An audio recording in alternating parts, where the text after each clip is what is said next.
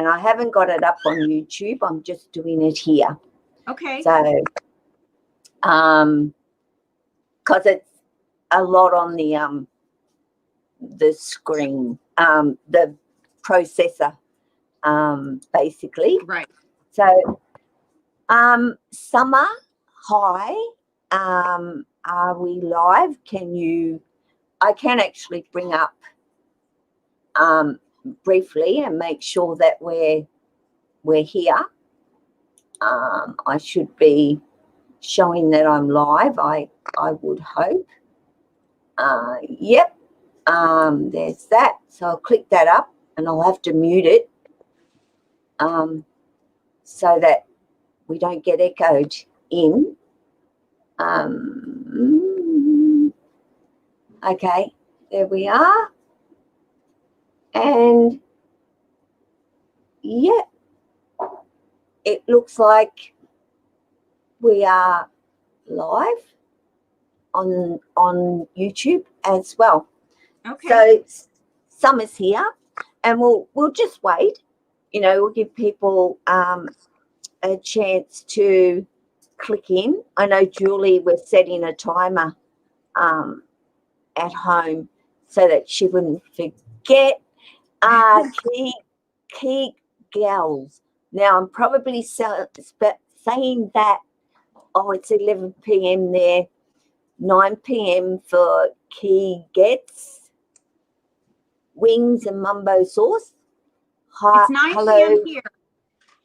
Yeah, and it's 2 p.m. in Australia. So I think I probably get the better end of the deal because I'm kind of refreshed at this time of the day.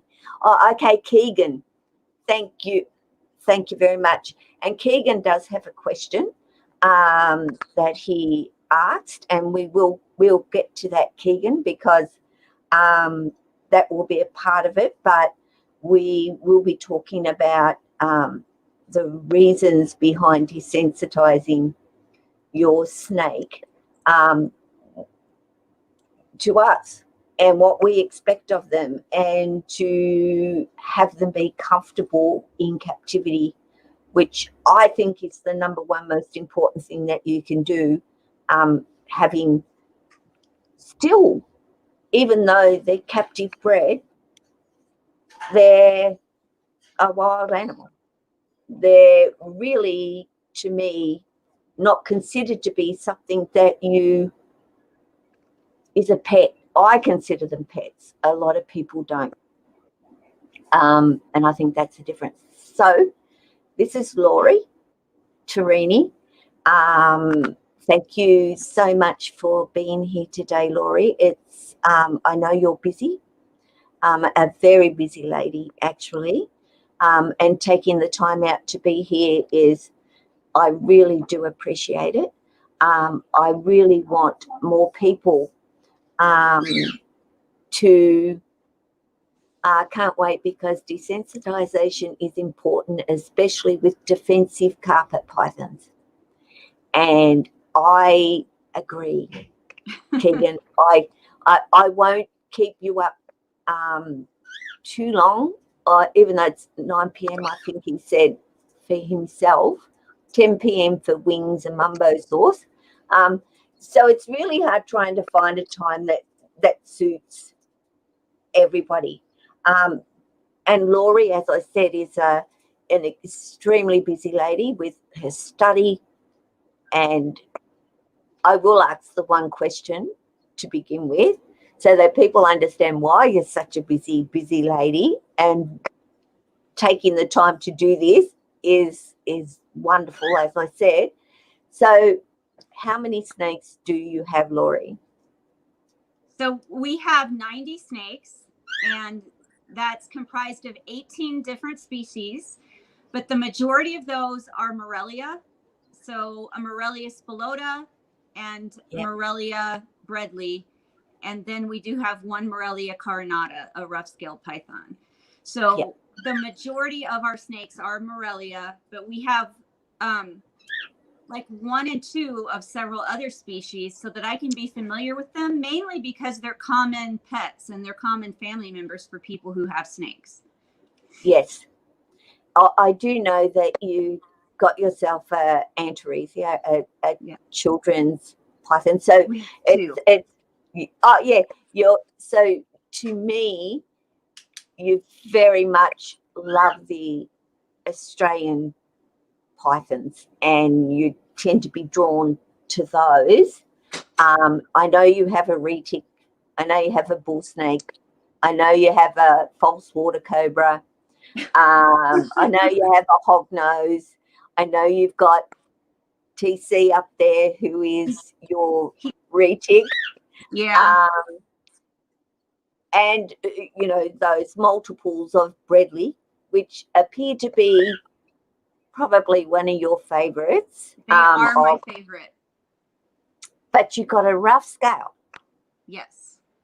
And he's amazing. He's very intelligent. He's very inquisitive. He's very active, and he's very bold. I have not seen very many fearful behaviors in him. Whatever I expose him to, he shows an interest and a curiosity, and he doesn't shy away from things. It's amazing because he's so tiny right now.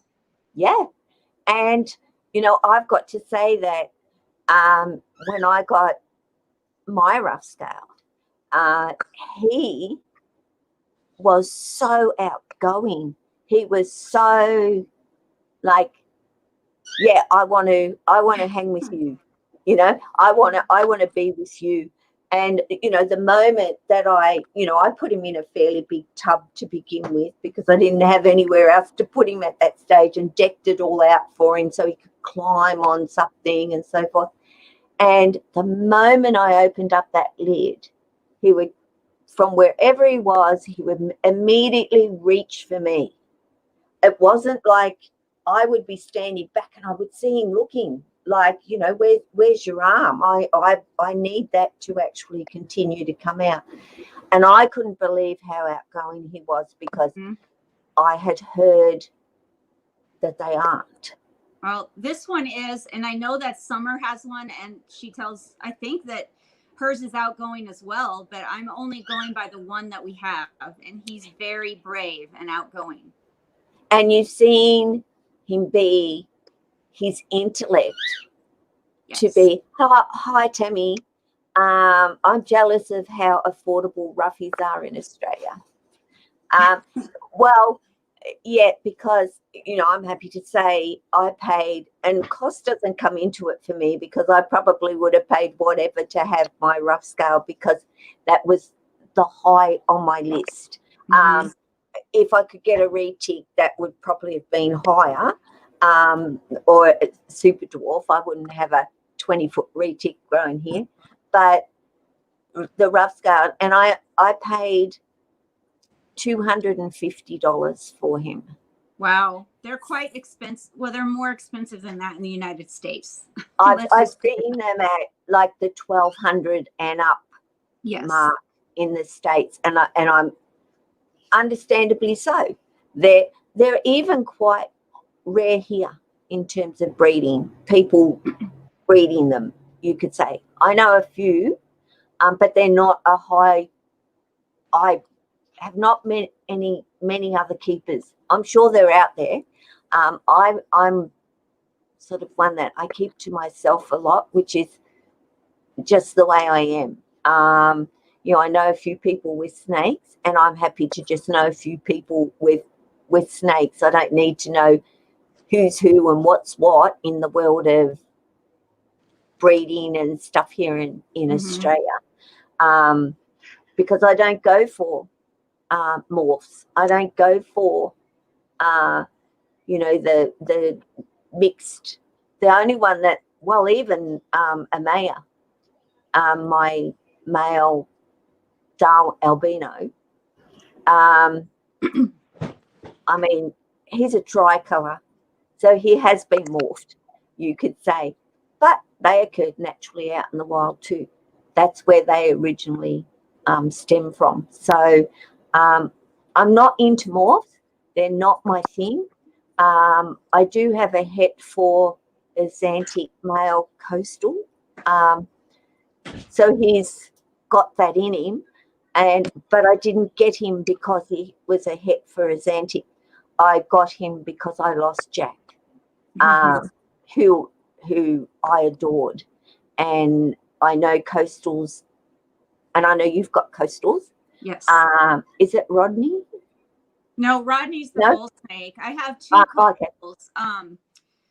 005 and then Arium are my two coastal carpet pythons. We had Hank, and Hank had cancer surgery that was successful, and then the 6-7 months later he developed cancer in a second separate location that affected his liver and gallbladder, and there was no surgical fix for that, and unfortunately we lost him.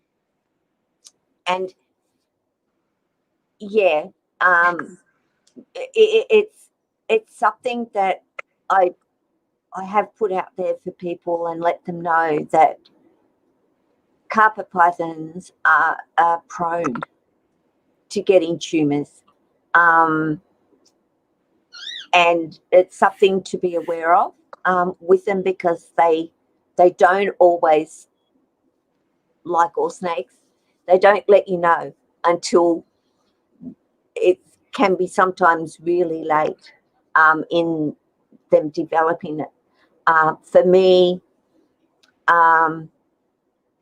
if Jack had only had the one tumour in his bowel and had surgery, he may have still been alive today, or he may have got cancer back like Katie, like later on. But he ended up having a tumour at one end of his bowel, and he had a little one at the other end of his bowel. And when we did sort of the x-rays and ultrasounds, that they didn't see that other little one until they got in there. And of course I was so insistent on just do what you can. I don't want to lose him. And they sort of had to stretch the bowel so much, and the skin was really thin, but they were really hoping it would knit, but it didn't. It split open a couple of weeks later. I realised something was wrong, and I made that decision. Okay, I've got to say goodbye. And I remember taking him there and having him reopened, because they weren't sure about what maybe was wrong. And I got the phone call half an hour later to tell me, and of course I said, don't wake him up, just let him sleep. And I literally fell to the ground, and the sound of my devastation, I have never collapsed like that over any animal that I have loved. I don't know.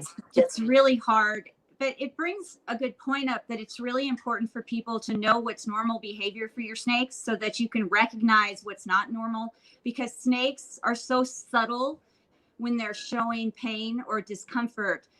And it's easy to tell if you really, really, really know your snakes well, and you know their routines well, and you know their behavior well. But there are specific signs of pain in reptiles that I think get overlooked because people just aren't paying that close of attention. And of course, with tumors or cancer or any illness, the sooner that you catch that, the greater the chances that that animal is going to be able to be treated and survive the treatment. Oh, for sure. And it comes into, even though this seems like we're off track, we're not. Because desensitizing takes time, and getting to know your snake, their behaviors, what they like, what they don't like, what is normal for them in terms of their behavior. So by using those techniques with your snake to desensitize them, you will know when your snake is not well. You will see those subtle little signs of something is not quite right. So, Lori, you can go ahead and let people know what subtle signs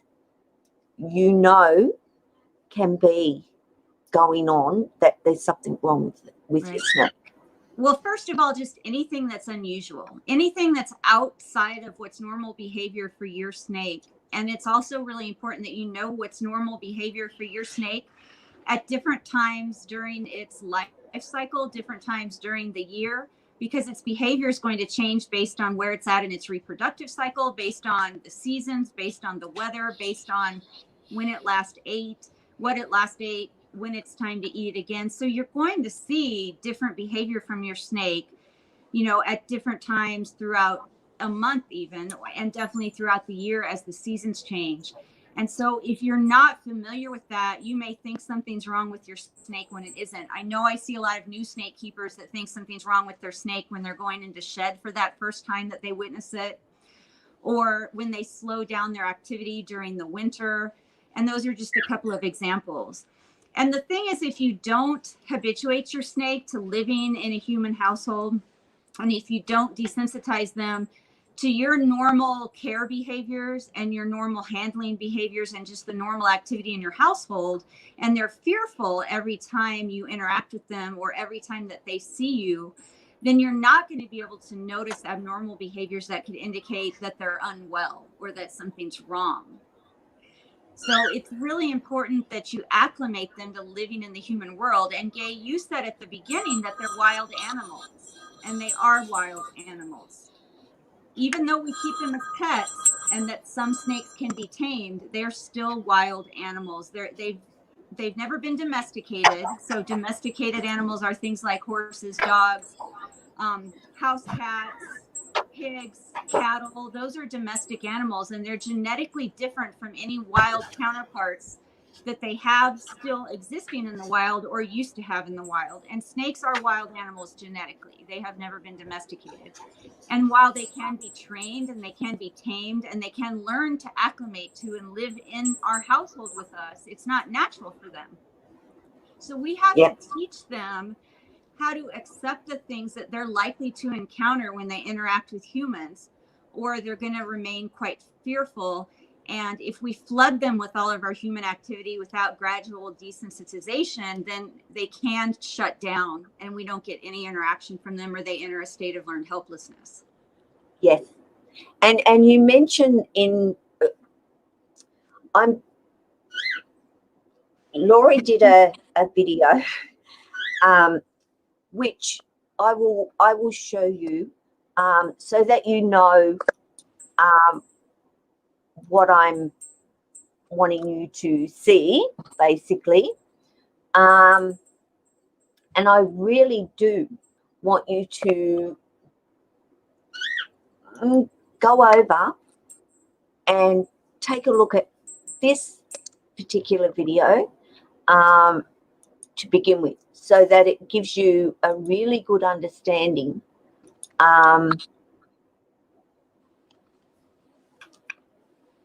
of what needs to be done. Yeah, and there is another video, I really tried to just show this is what force or coercion looks like when you're handling or dealing with your snake, and this is what choice-based care looks like, because sometimes we don't realize when we're being intrusive or when we're being forceful. And anytime we talk about force, there's minimum force. It can be very, very minor, but it doesn't mean that it's not force. So TC's out right now on this activity station, and he started to go off the activity station, and I obviously don't want him doing that. I can't watch him during this video. He has to stay right here. So I picked him up and moved him back. Well, on a very minimal level, that is force, because I took away his choice. I took away his option to go where he wanted. And so I thought it was important that people realize force isn't always violence or physical abuse. Force can be minor things. And because these animals are under human care, sometimes we are going to have to make choices for them. And we are going to have to use more intrusive methods and then at other times we can let them have as much choice as they want. And there's a continuum. It isn't one or the other. But we want to lean more towards choice-based care. because welfare science tells us that actually does give animals under human care in captivity better welfare overall. And so that ratio of how much we control them to how much choice they have should be really high on the choice side for the animal. Absolutely. And like you say, minimal. You know, we will always have to do minimal at some point with our snakes. So that is about desensitization. That's Yes. where it all begins. So that when you actually physically have to do something with your snake, they don't react with any fear, any stress, because they've been through the process of being desensitized and understanding they have nothing to fear, that this is normal behavior. Right. And it's something that you have to do slowly. And that's really, really important, that when you're doing gradual desensitization, basically that just means you're getting the snake used to handling. You're getting the snake used to you going in and changing the water. You're getting the snake used to anything you want them to get used to. Yeah. It needs to be gradual and it needs to be slow. And you need to take your time, and the sessions need to be short. Maybe you just start with touching the snake for a few seconds, and then in 6 months you're able to hold them for several minutes. Because if you do it all at once and you're not allowing the animal to tell you, I'm uncomfortable, I want you to let me go, and listen to what they're telling you, then it's called flooding, and that's a whole nother side of behavior science. And even since the 1960s, that has been shown to cause things like learned helplessness, depression, lowered immune systems, increased aggression, and it's detrimental to the animal's well-being to flood them.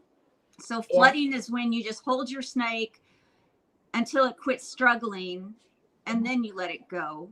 So if your snake is struggling or biting or hissing or trying to get away, that's because it's afraid of you and it's afraid of what's happening. And if you ignore all that body language and do it anyway, you're just causing your snake more fear, and you're causing your snake to not trust you because you're not listening to it when it's telling you, I'm afraid, please let me go. So there's a difference between desensitization and flooding, and desensitization is what we want to be striving for, not flooding. Yeah, I agree. Now I'll bring into play there, because I know many people, some don't know my Bredley, Tessa, who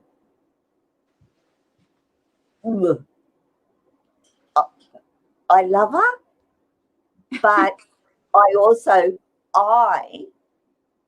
not through me, like I knew they could get big.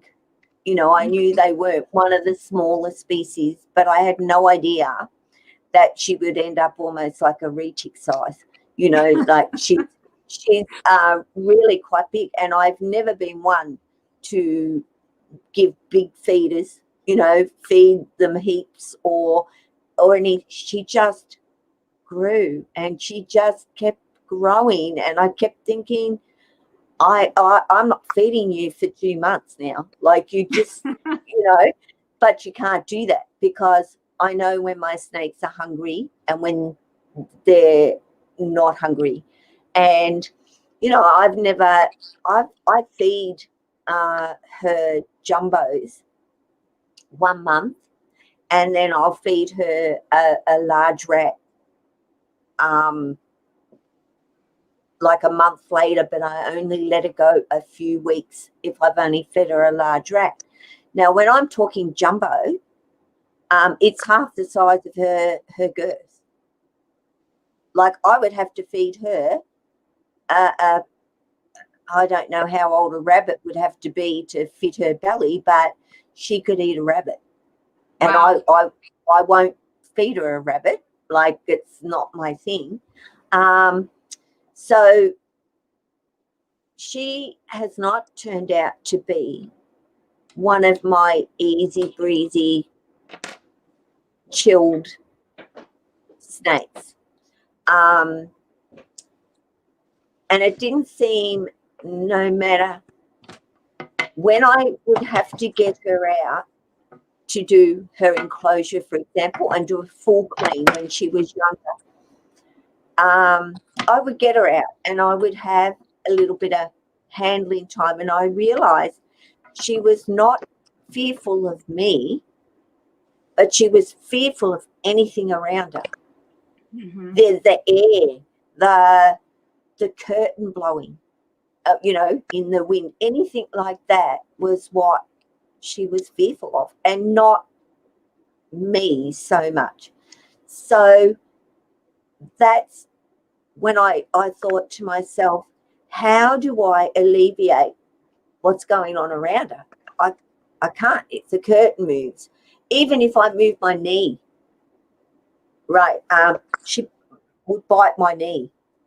Mm-hmm. It was just anything that moved. But yeah, and today she's come a long way. So the But best way for animals, for snakes like that, because I have worked with some that are like that are just so fearful of everything. And yeah, that could be for two reasons. If they're wild caught, obviously they have no concept of what anything in a human household is at all. So everything potentially could frighten them because they have no frame of reference for what appliances are and what everything in your house is. But then on the other hand, if they've been raised under human care in a rack or tub system where they can't see out, yeah, and they're not going to have been habituated as hatchlings or as newborns, if they're from a live bearing species, to things that just normally go on around people and in the environment. They're only going to know those walls of the tub. And so when yes, you first bring them into your house, and you want to put them in a vivarium or in a PVC enclosure or in something that they can see out of, even tubs with a clear front that yeah, they can see out of, which ideally is what you want because you want to see your snake. yeah, They have to get used to what it's like to live with people. And the best way to do that is actually not to shield them from it, but to help build their resiliency by letting them be exposed to the activity in your household, yes, but giving them plenty of places within their living space to retreat to when it becomes too much. yes, Plenty of places to hide, plenty of things to get underneath, plenty of places where they can feel safe and look out at the world when they want to. And they will passively habituate to the activity on their own when you do that. So it isn't a matter of, well, I'm going to put you in a really quiet room and not let you see anything that's going on. And then every day I'm going to bring you out for a few minutes to this extreme environment where there's other animals running around and kids running around and the television and everything going. No, let them be part of your family and put that habitat where they can habituate to those activities. But inside their habitat, they need to have places that they can hide and retreat to when all of that activity is too much. And I guarantee after a while, you'll start to notice they're out more and more and more. exactly. I put Tessa into a exoterra, glass enclosure right next to me. She sat so she could see me all of the time. She could see movement all around her.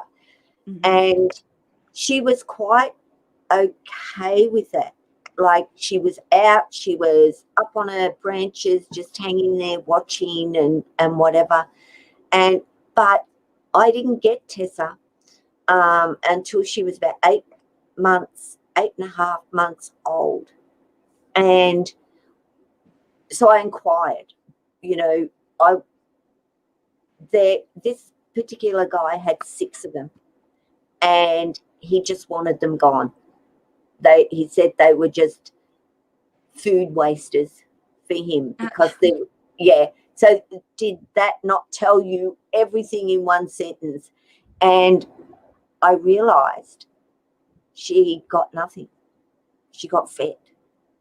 That was it. This guy was not interested in them. He just wanted them gone. And it showed.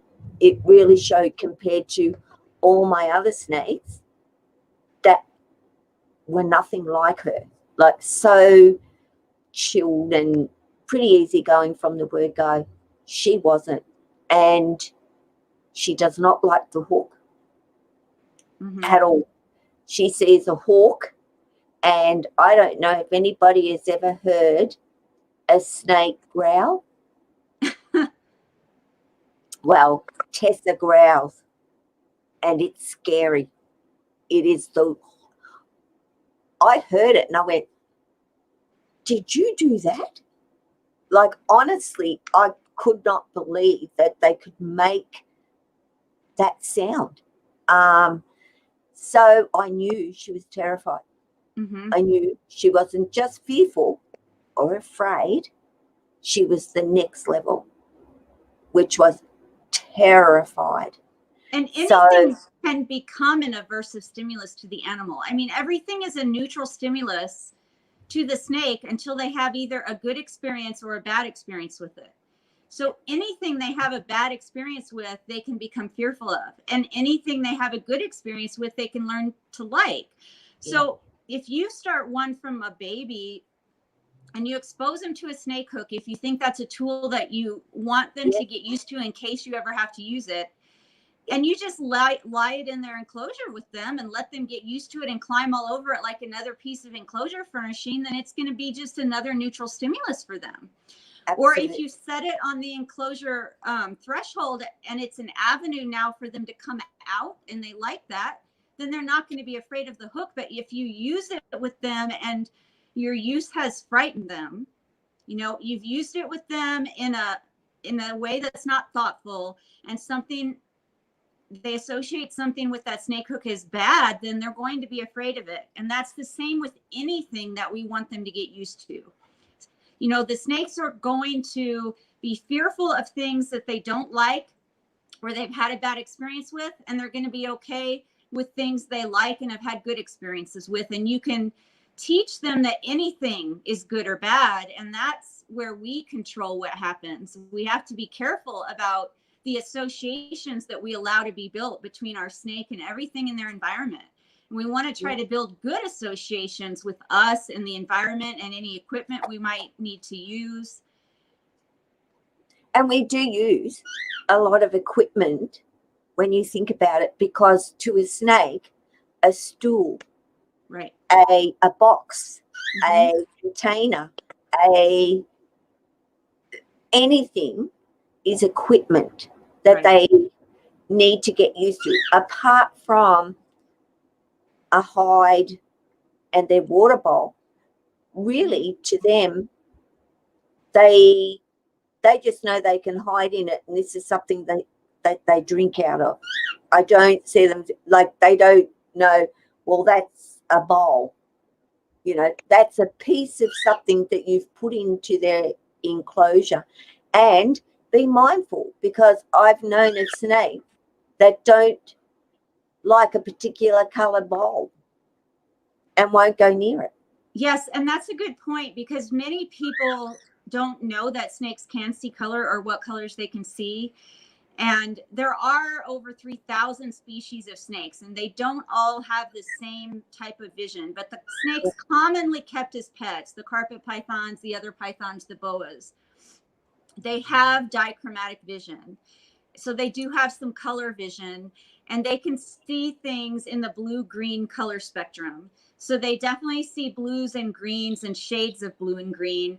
They definitely don't see red or orange or colors like that, but it doesn't mean they can't see contrast. So if you have something that's red and white, they'll be able to tell that those colors contrast, but they aren't going to see red as we would see red. But if it was blue and white, they could definitely see the blue.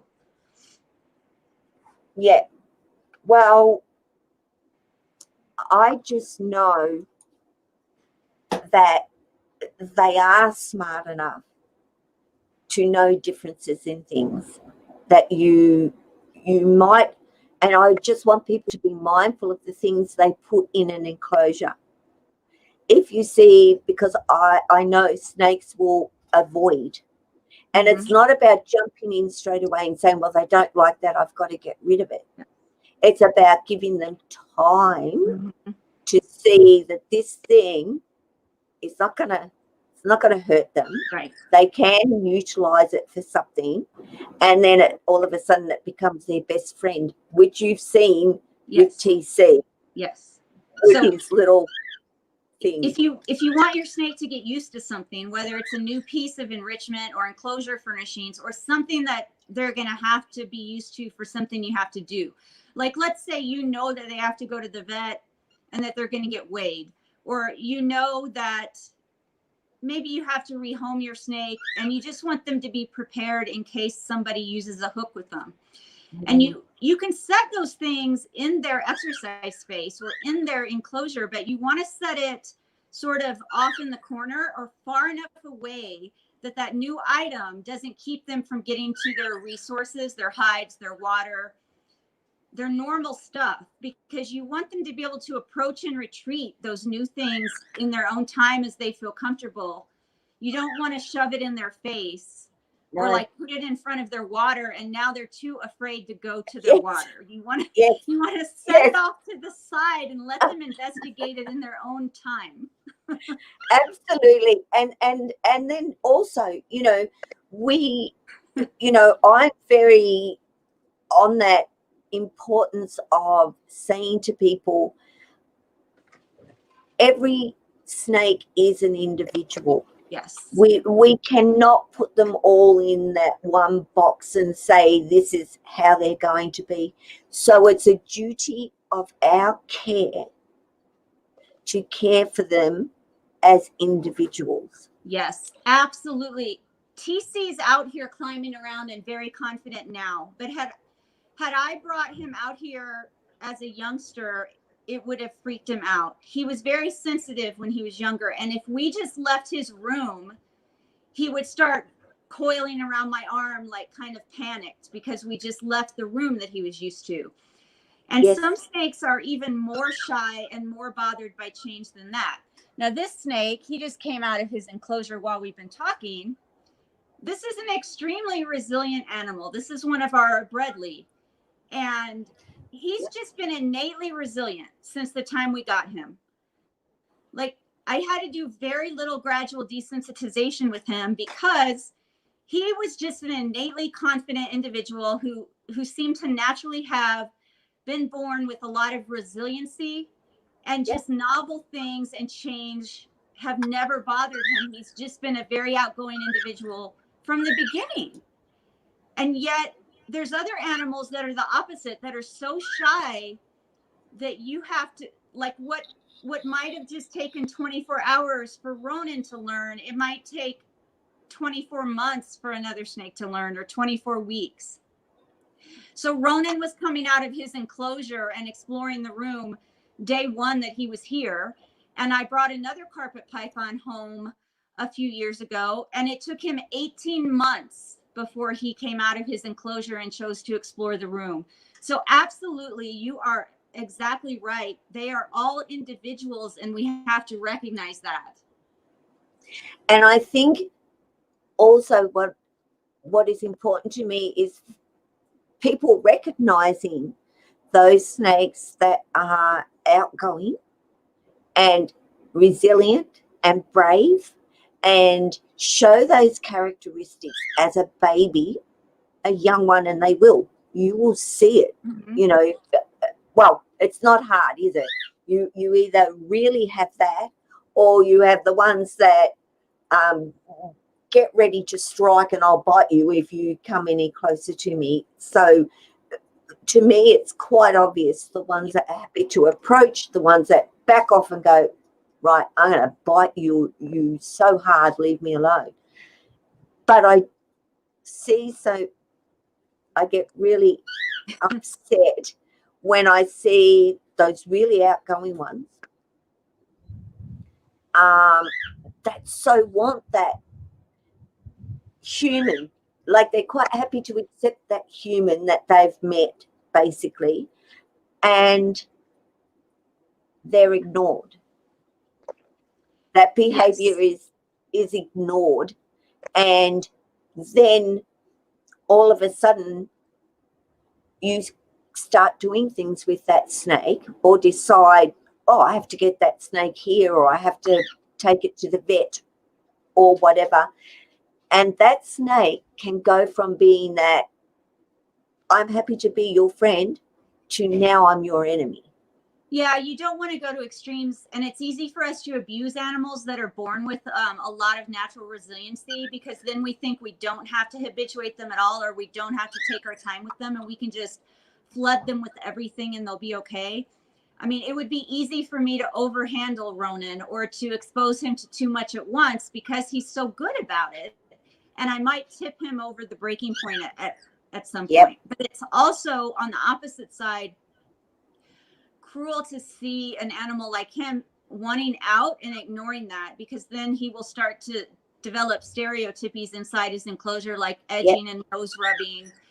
Or when he discovers after weeks and weeks of not being let out that no matter what he does, no one's going to pay attention to him, then he could just enter a state of learned helplessness. And when they truly have learned helplessness, you could open the door and they still don't come out because their brain has entered that it's a functional disability that they enter neurologically, that they've done everything possible either to get away from what scares them or to get out of the enclosure. And they've learned that no matter what they do, it doesn't work. And so they just give up.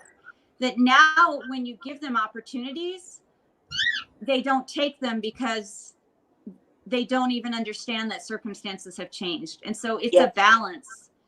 Both with very, very shy and fearful animals and with very, very outgoing animals, that we're treating them all properly based on their individual temperaments and personalities.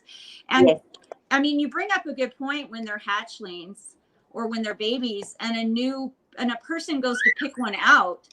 I mean, you want to look for the ones that kind of are just demonstrating curiosity towards you and coming towards you.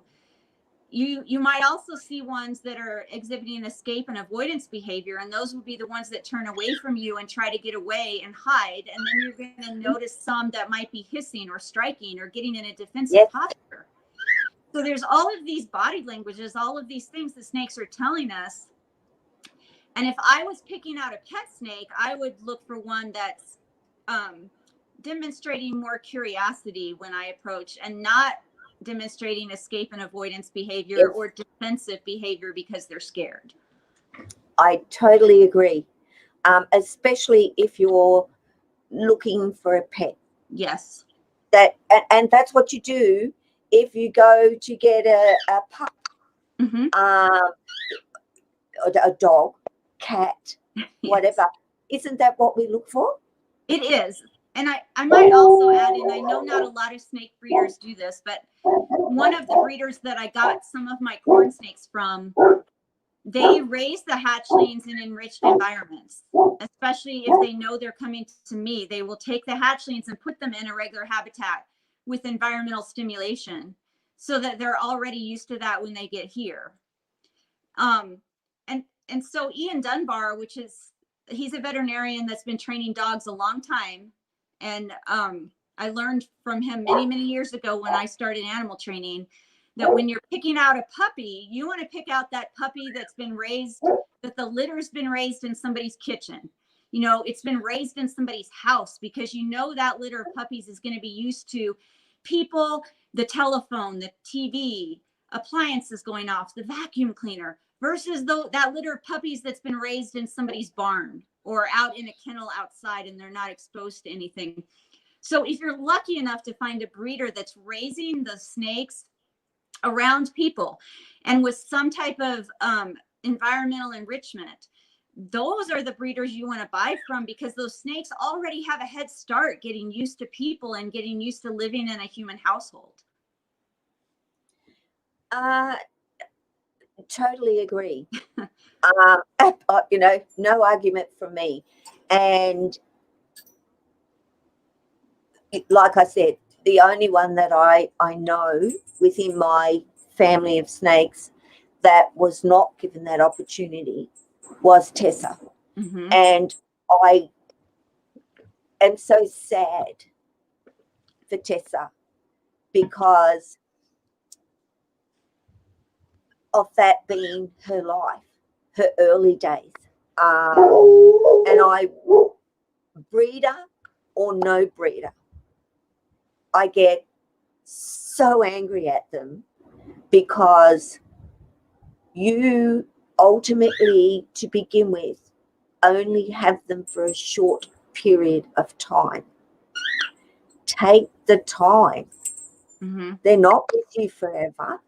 They're not going to stay with you forever. You don't plan on it. You plan on giving them to somebody else, whether they go to be a breeder snake or to be a pet snake. And then I sort of look at it and go, but if you're going to be a breeder snake and you're given this, and I look at it and I try and say to people, that is what's sad, that they are given it as a little one.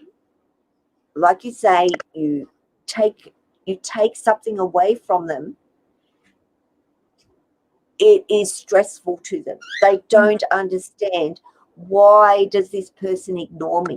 Why is it when I'm not coming to the front of my tub, generally my tub or my enclosure, why aren't they even just opening the door and saying, hi, how you doing? You know, you're a cheeky little thing, aren't you? You know, whatever, because that's interaction.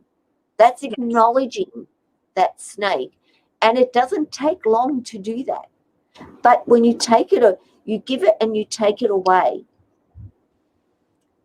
I can't even imagine what that snake life continues to be, that they remember what they used to and then they don't. Do you believe that they continue to feel, what did I do wrong? Well, there's no doubt. I mean, welfare science has published studies on this, that taking away enrichment or environmental complexity from an animal is worse than never having given them those opportunities in the first place. I mean, that is documented. So that's not really a question. Yeah. That once they've had opportunities and you take them away, that they're going to experience poorer welfare than if they had never been given those opportunities in the first place. So I can try to remember to post that study, but that is something that's been documented in animal science. It's really important too, though. You and I have a lot of snakes that we let out and we interact with a lot, or we just let explore. Yeah. But understand, it's very important that for snakes that show a desire to experience that freedom of choice, that we allow that in a safe manner. But there are going to be those snakes that don't want that. And so we don't want to force that on them. I do have snakes here that don't come out. Like, I can leave the door open for several hours and the most they do is just look out the door and they never come out. Or if I open the door, they hide. So you're going to have snakes, because they're all individuals, at both ends of the spectrum, and you're going to have a whole bunch in the middle. And I think that most snakes are somewhere in the middle. And so if you as a keeper want them to be more outgoing, you can build that resiliency in them through gradual desensitization. Absolutely. But you might luck out and just have one that happens to be really easygoing with very little fear, and you have to do very little. But understand that, unfortunately, you could end up with one that's extremely fearful, extremely shy, doesn't have a lot of innate resiliency, and you may never be able to do with that snake what you would be able to do with others. Even after working with them, they're still maybe never going to be at the point where others would be. And you have to just please accept that these are living things and they're individuals. And just like people, some people are just innately shy and some people are really confident. I mean, there's no way that some people hate to talk in front of crowds or would be too nervous to talk live on YouTube. Yeah. And then other people, like, it's never bothered me. Before the pandemic, I used to talk in public all the time to anywhere from 4 people to 400 people, and it doesn't bother me. And some people could never do that because they would just have a nervous breakdown, and animals are no different. Some are just born with certain Yep. innate characteristics and certain temperaments, maybe more Yep. on the shy side, more on the fearful side. And you can teach them to be less shy, but they're never going to be as confident as those that are just born with that innate confidence. Yes, absolutely. And I have figured, well, I've known for a long time that I've done a lot of work with Tessa to get her to where she will come. She will show me when she wants to come out. Mm-hmm. That's how I work with Tessa. I don't want her coming out if she doesn't want to come out. But I have also got to the point with Tessa that she isn't a snake, say, for example, like Lily, who is the most cruisiest, doesn't give a damn about anything, anyone, anybody, no matter what's happening, what's going on. She just does her own thing and she's happy to do it. And she's happy to come home. You know, I did the video about midnight snakes or midnight snake because I wanted people to see that she knows. You know, when I give her a little, come on, Lily, you know, tickle her belly, she knows to move down and come on down so that I can actually put her into her enclosure. And there is no, now Tessa, it is like the fight and it is a fight and I don't want the fight. Normally she would be, say, lower down and I would be able to go over to her, you know, sort of help her come up because there's a lot of Tessa to physically pick up. You know, I don't have an issue in putting her over my shoulder and letting her crawl around me and use me as that tree, you could say, to support on. Then I take her over to her enclosure and put her home. If she's up high in the netting area where they can wrap their tails around multiple things, you know, and it's impossible to get Tessa down. So I have to physically, it is like I'm aggravating her. And I know I am getting her agitated and annoyed with me. I can see, not to begin with. To begin with, she's like, oh, okay, what are you doing? But when she recognizes that I want her to move, I want her to do something I need her to do, she will arc up at me. There is no ifs or buts about that with Tessa, and she has bitten me. Like, because I also am one where you've got to come down. You've got to go back in your enclosure, and I'm really sorry, but I am going to have to pester you here, Tessa, because I need you to come home. And it was the last time that I had when I did it. And I just don't care if she's arcing up at me. Like, I ignore that behavior, and I know it's not because she's fearful. This isn't a fearful behavior from what I see. This is I don't want to do this. Leave me alone. Yeah. So, you know, I put my hand up and she went boom, boom, and just bit me ever so. If you know, she could bite me hard. She didn't.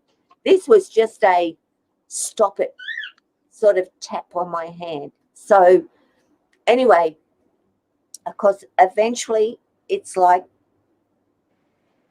pestered her enough, she gave up.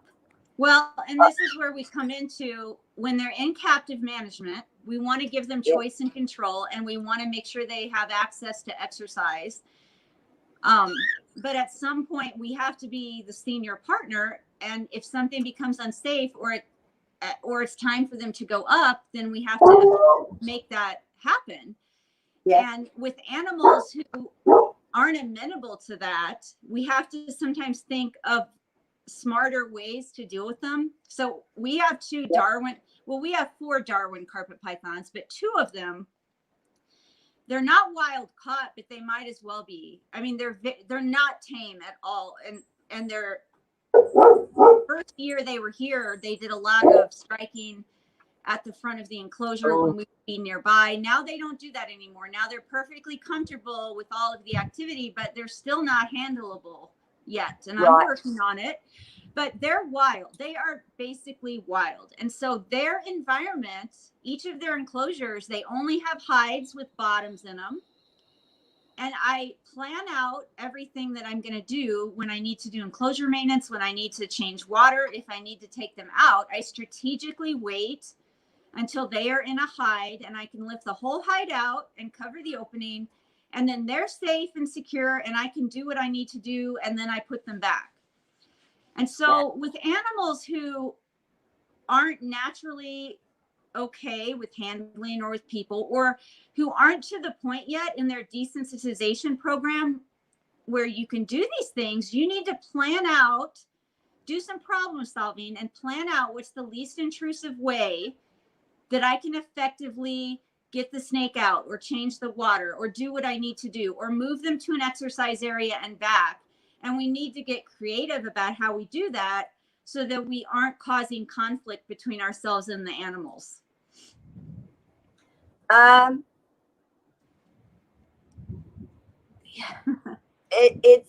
It's tough with Tessa because she's huge. She's ginormous. And so with Tessa, once she's out in an exercise space, if she doesn't voluntarily go in something that makes it easier to move her, it makes it really, really tough. Now, so what would you do? Before, I'm asking you, what would you do? I'll tell you what I've done. So okay. I'll put something out that I know is going to be enticing for the snake to investigate.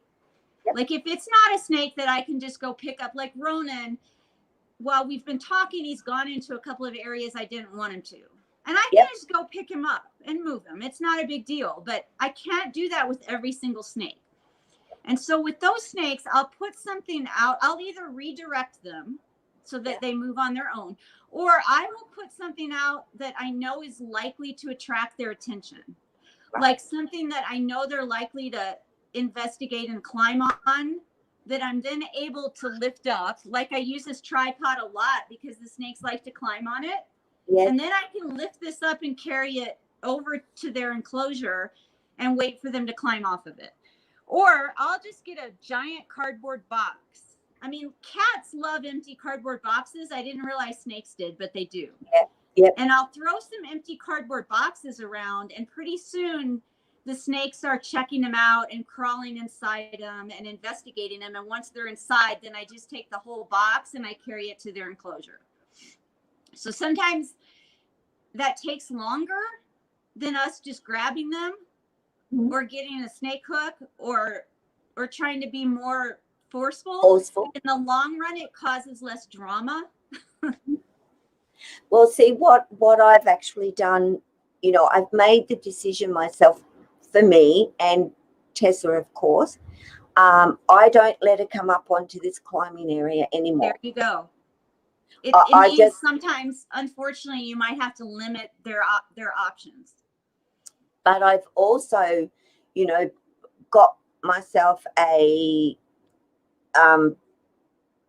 trolley thing, you know, it's made for the beach, you know, to put all your beach stuff in and drag it down there and whatever. So I decided that would be brilliant to put at the front of Tessa's enclosure. I have a tub in it, you know, a big storage tub, and I just allow her to climb out onto that, and she'll happily come in, and she goes down into the I don't even know what we call it, a trolley thing. Like, she likes to explore that. She enjoys exploring that. And then I sort of pull it a bit more forward my way because she needs to get more of herself out. So it takes a while for Tessa to bring the whole of herself out, but she eventually gets there. And then I wheel it to where I'm comfortable for her, which is my other lounge room, which is all open and has a corner lounge suite, which she goes up on, and she crawls all the way around that, up over the curtain rods, and I'm kind of standing up there holding the curtain rod so it won't fall down because she weighs a ton, and I'm watching it sort of wobble a bit, and that's where Tessa is allowed to explore now. Right. So I haven't stopped her from doing it, but then a lot of people have said to me, Gay, you know, she's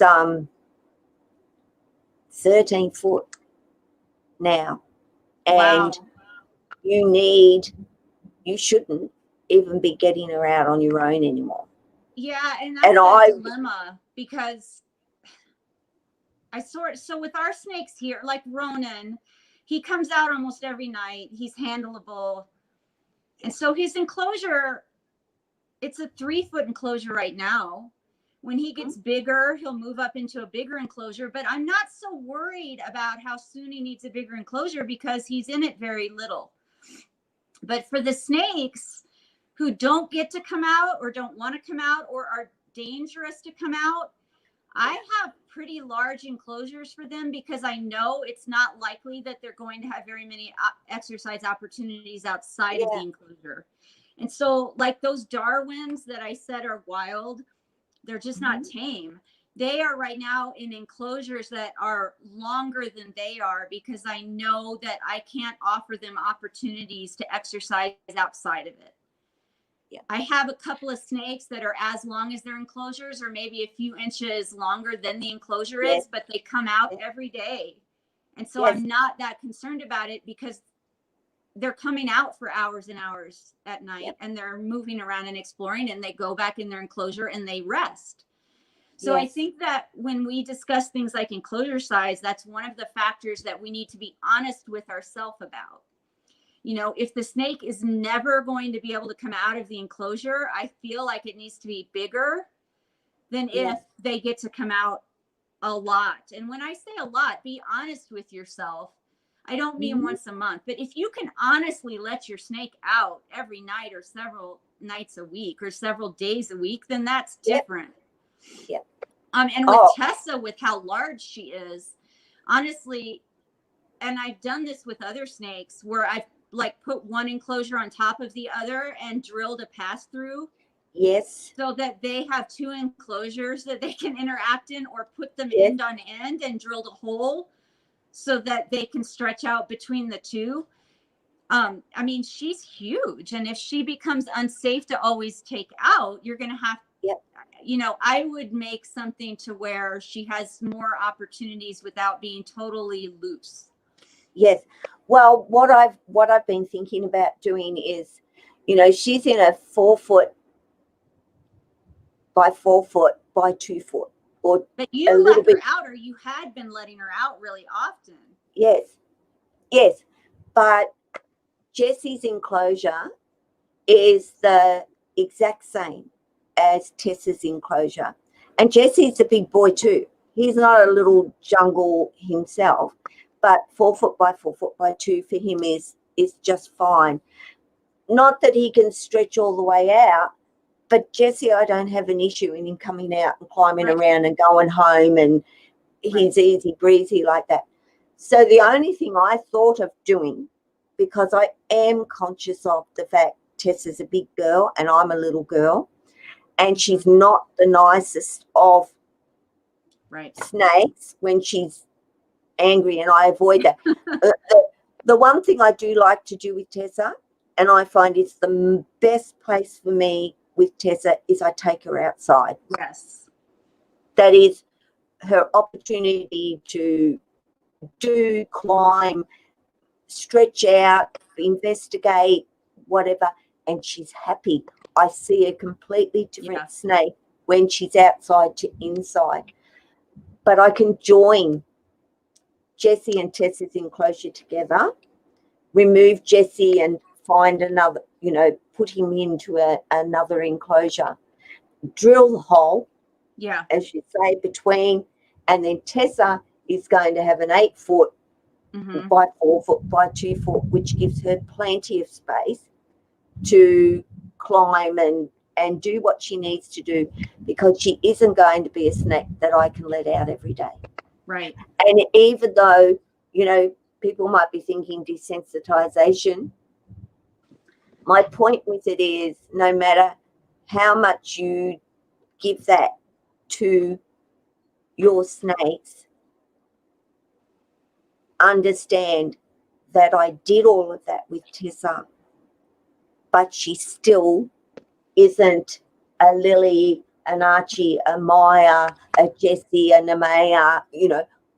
I have two that I would say that struggle with human being around them. There will be limitations. You can't take every snake and make them like the one that you're seeing roaming around now.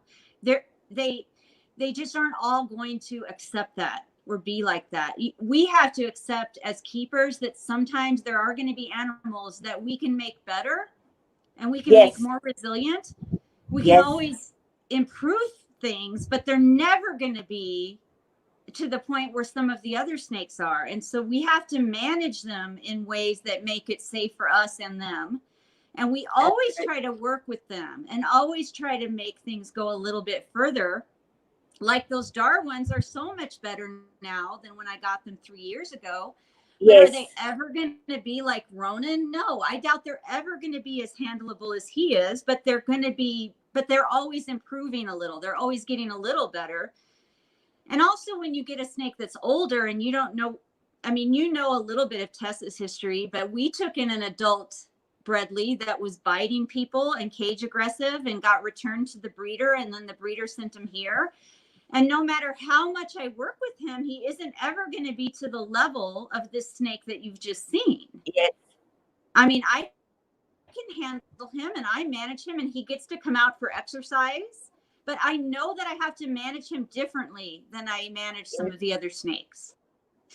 And I want people to understand, just because you see a snake that isn't really changing to the degree that you think that they should be, because you're using techniques to desensitize them to the environment and you, understand. He keeps wanting to go where TC is. Yeah, well, they want to be around each other. I don't want that. I don't know what would happen, but that's not going to happen. Well, if you're not there to watch, but in general, they get along with each other, unless, of course, they're a breeding age and it's breeding season. Then you might have an issue. If it's not, and they're quite. How old is TC now? He's going to be 2 in June, and Ronan is Ronan's going to be 3. So they're almost 2 and 3 years old. So neither of them are really to the level of I desperately want to breed with females yet. So snakes will intermingle with each other quite happily, male and male, female and male, 2 females. It doesn't mean you don't watch. You've got to be able to watch at the same time, because I've at times had Amaya, Jessie, Tessa, Lily all out in that climbing area, just hanging out, doing what they want to do, basically. And I've had up to 7 snakes out at once. Many of the ones that often went out are males. I think the males tend to want out more than the females. Yes. And that's not a problem if I'm watching them and 100% attentive to them, but not while I'm trying to do a live stream. I don't want them meeting. Absolutely. So I can't watch them.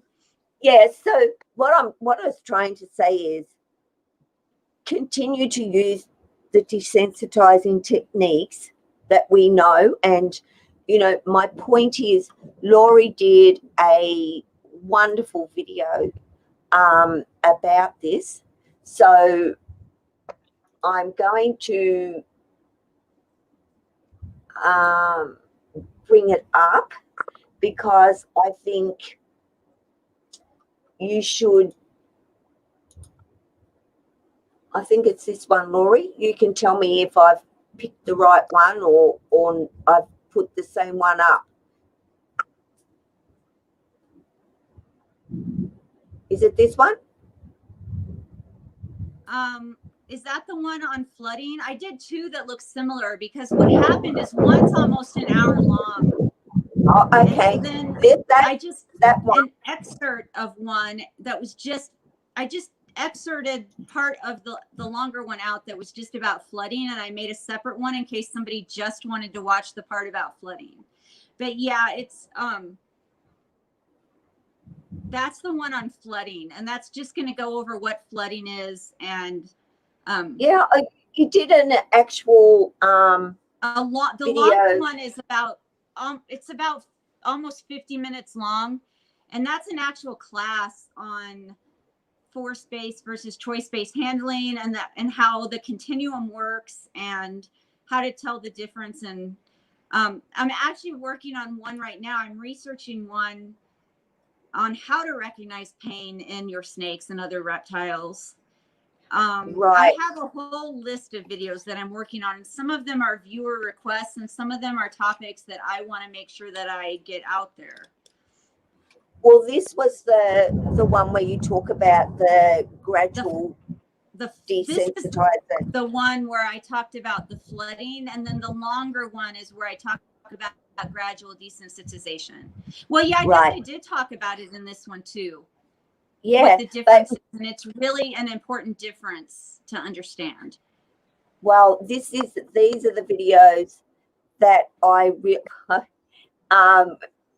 Keegan says, let's watch. And yeah, hi, Mr. Kaplan. How you doing, sweetie? Good to see you. Low Life Exotics, welcome. Thank you for dropping into the live stream. The two videos that I did show and put up and share here, I do want people to, I will play a little bit of it for you, Keegan, here. I'll skip through to a bit where we see Lori here. Can you still hear me talking? I can hear you. Okay. So these, yes.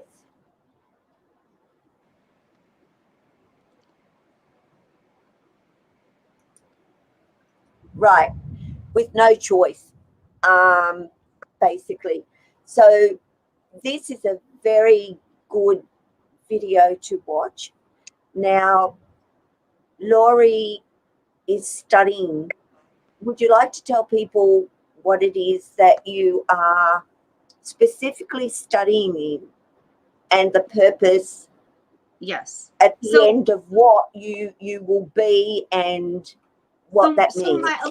A little bit about my background is I'm already a certified animal trainer, and I've been training animals for over 30 years, all species of animals, horses, dogs, pigs, some zoo animals.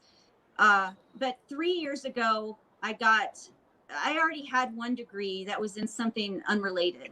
And I'd been working as a certified animal trainer for many years, training horses and dogs, as well as veterinary assisting. And that was all in addition to a full-time job I had with the city of Colorado Springs. But when I retired from that city job, or right before I retired, I went back and I got my degree in zookeeping technology. And then I started really doing work with a lot of more exotic species of animals as far as training goes.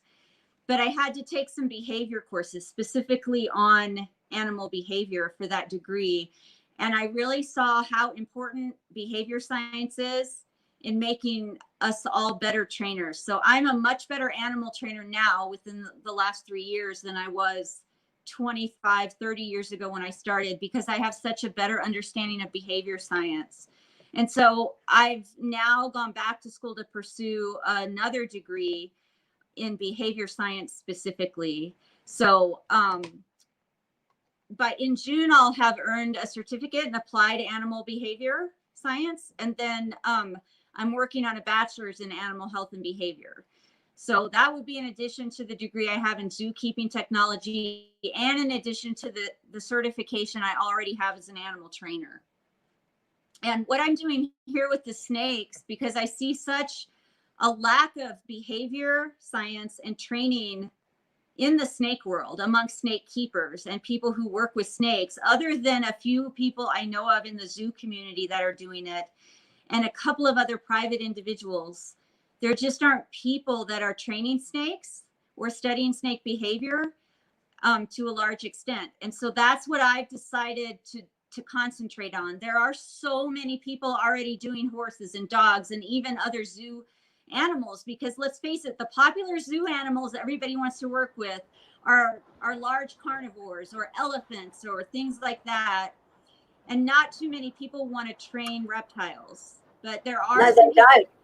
Yeah, there are many people, a few trainers doing it in zoos. And there's only a couple of other people I know of in the pet world that are teaching just family snake owners how to train their snakes. And so that's what I'm focusing on, because there's a need. And so I do online coaching sessions and virtual lessons. There are a few people that I'm meeting with live via Zoom, and they'll work with their snakes, and I watch and I coach them live as they're working with them. And Cool. I'm really enjoying that. And so the snakes that I have here, I am trying to hone and practice all of my training skills on, and I'm trying to see how far I can take them in cooperative behaviors.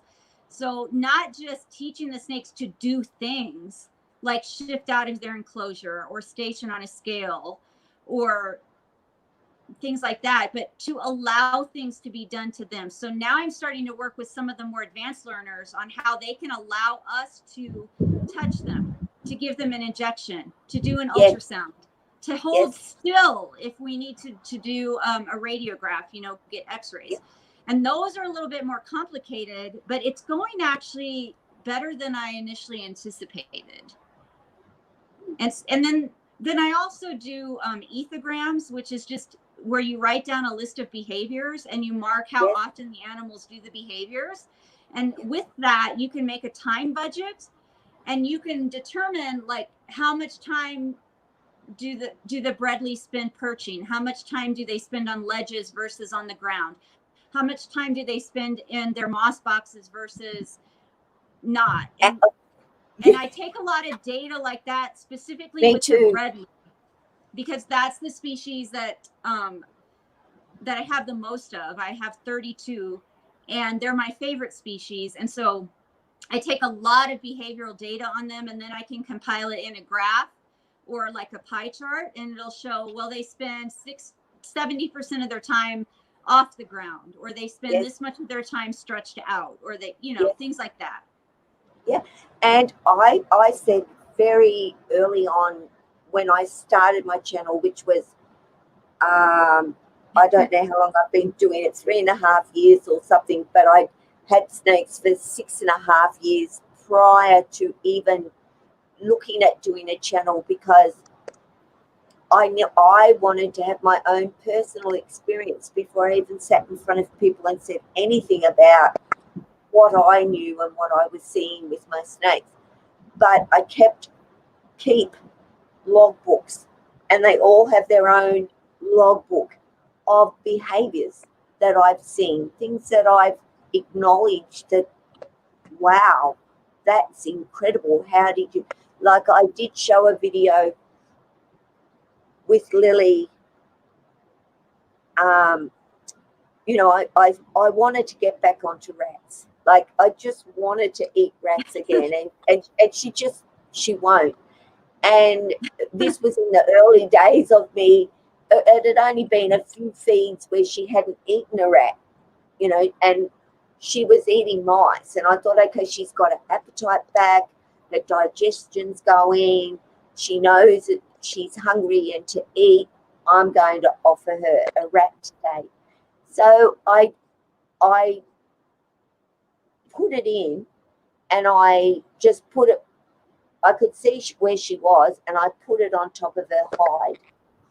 And she knew I put it there. And she came down.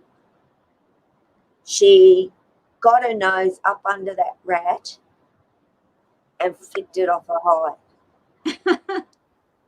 And I went, really? She was telling you that she doesn't like it.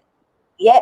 And but I we thought, all have foods that we don't like to eat. And if someone forced me to eat a food that I don't like, I wouldn't be very happy.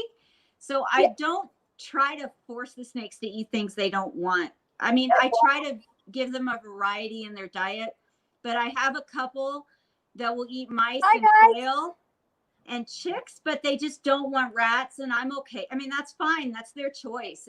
It's their diet, you know. I know. She did eat initially when she'd stop eating the rats, and I realized she was not going to eat the rats. You could get my rat for me, Dale, if you can. She's up. She was climbing around and she's curious about what's going on over there. But basically, chicks is what Lily started to eat. Not rats, not mice, but I offered her chicks and she ate them. She also ate quail and was happy eating them. But I had some mice there. So I just thought, I wonder if she'll eat a rodent. You know, will she eat rodent again? And she did. She ate the mice. And that's when I thought, okay, well, maybe she will eat a rat again. So that's when I did what I did. But, you know, she did flick it off with her nose. And I thought, is that a one-off or is that a behavior? Is that something that she knows what she's doing?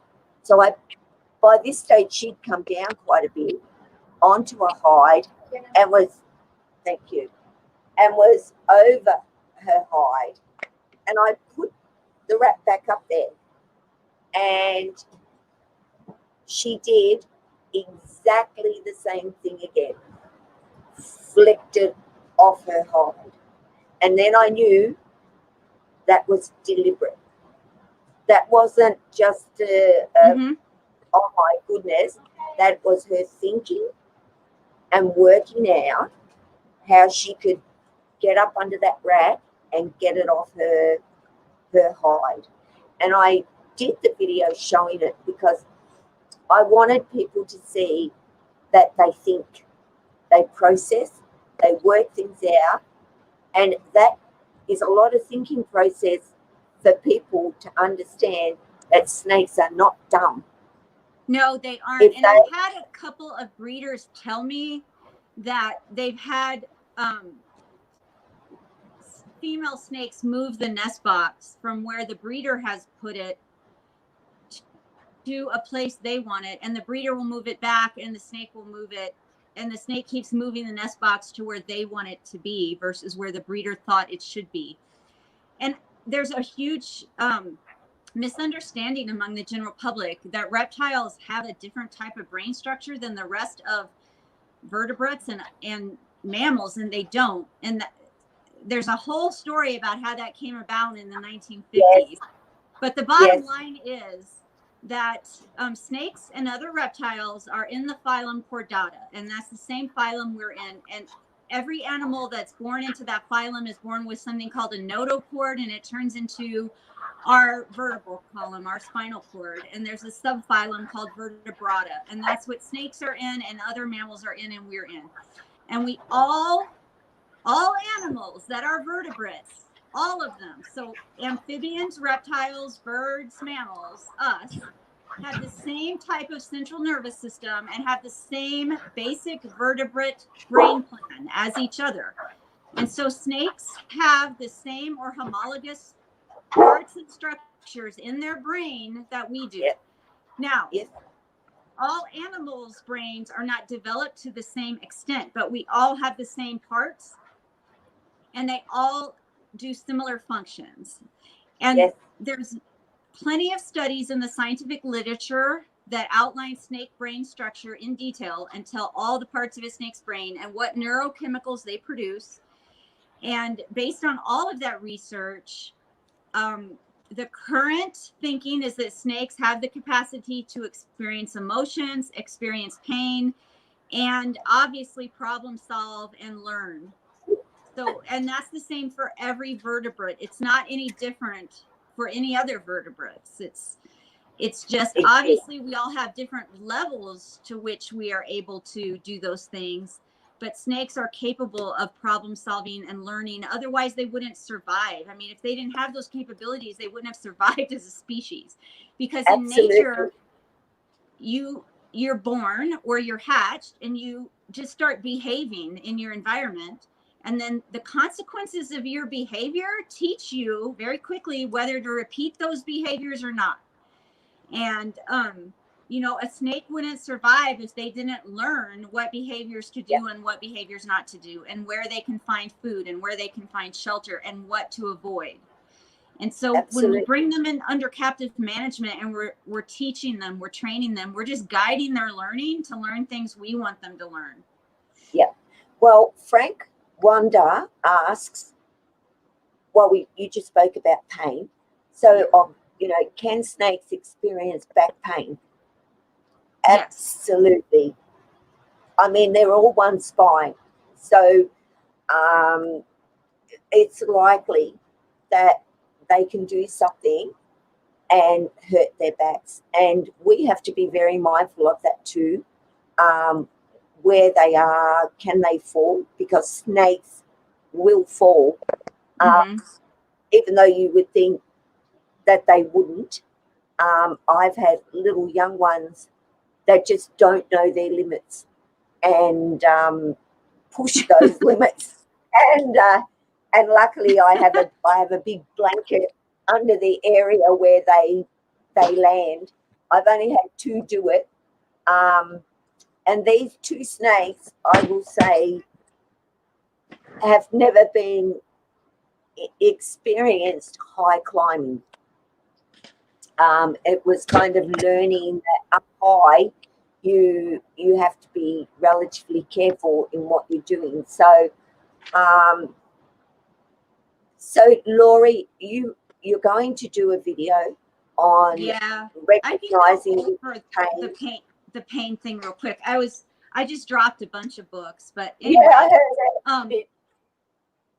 This is a book on exotic animal neurology, and it has a chapter on pain and analgesia in reptiles. And analgesia is pain management. So that would be like anti-inflammatory drugs or opiate drugs or any drug that's going to manage pain and inflammation. So there's a whole section in this book about that in reptiles. I'm researching this to do a video about it.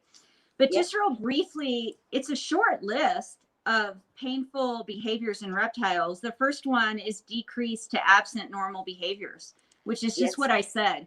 If your snake or other reptile normally behaves in a certain way, and it's pretty predictable, and they're not behaving that way, or they're behaving oddly, I mean, that can indicate pain. A hunched posture. And so imagine what that might look like in a snake. Imagine a snake's normal posture. And so any kind of hunched posture is going to be just an abnormal way that they're not just moving their spine, but that if they're resting with their spine in a weird position, that can indicate pain. It can indicate that they're trying to avoid pain. And so they're trying to find a comfortable position. So a decreased appetite, decreased activity level. And this is where it's good to know what is your snake's normal activity level. Okay. Or an increased activity level. So if your snake's usually pretty calm, but suddenly they're behaving in a manner that's their activity's increased, but sort of in a way where they look panicked, that can be because they're having an issue with pain. Discoloration of the skin, like if the skin becomes dark or light sometimes, and it specifically says in chameleons and bearded dragons, but I know there are some snake species that also experience color changes, like during their reproductive cycle. So they could also experience that if they're in pain. You might see that they're rubbing an area of their body, like not when they're shedding or they would normally rub it, but at an unusual time, that they're rubbing their face or they're rubbing an area of their body on something. They're carrying their head in a strange position, especially if it's extended or held way away from their body. In snakes specifically, it lists a decreased tendency to coil. So if if they're never coiling all of a sudden, like they're always lying out flat or sort of draped in a weird position, that can indicate pain. Aggressiveness in passive animals or passive behavior in aggressive animals. So again, knowing your animal's behavior, and it lists lameness, and that might sound weird. Some reptiles do have legs, and if they're limping or they're lame, then that can indicate pain. So if you think about what lameness would look like in a snake, it's any kind of locomotion that's abnormal.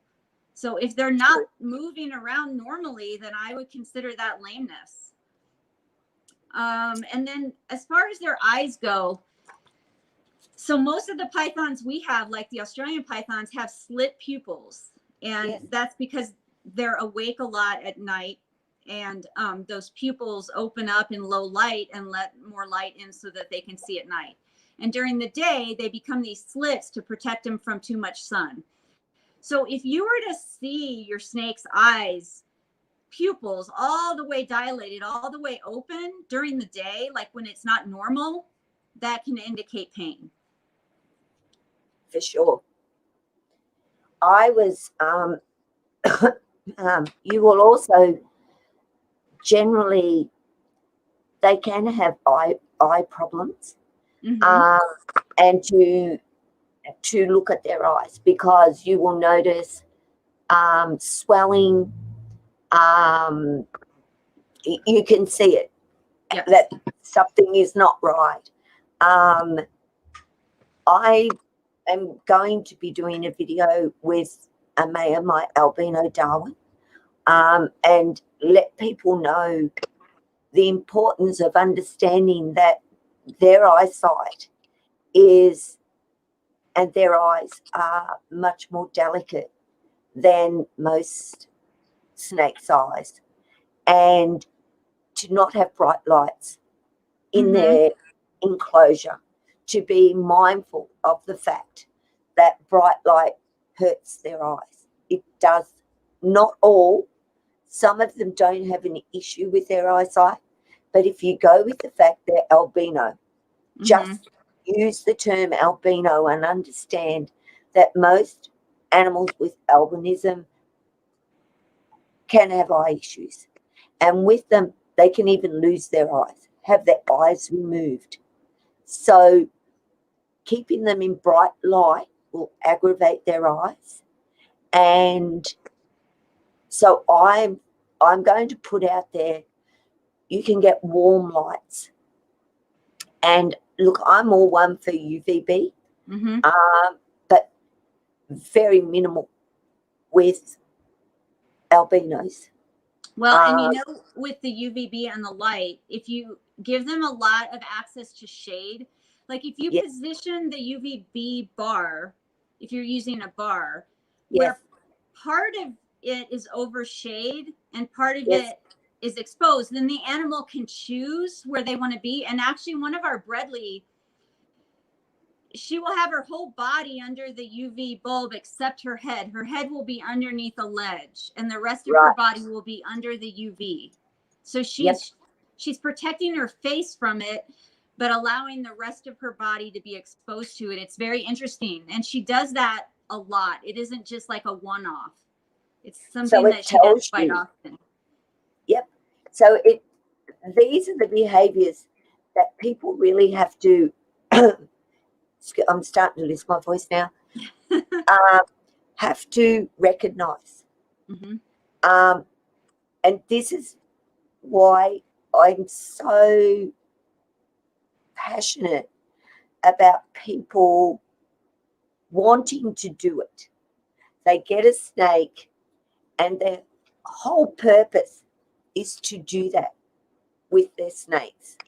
It's about wanting to know as much as they possibly can about the snake, whether that be scientific research about them or your own observations, because even your own observations can bring up something that hasn't been noticed before.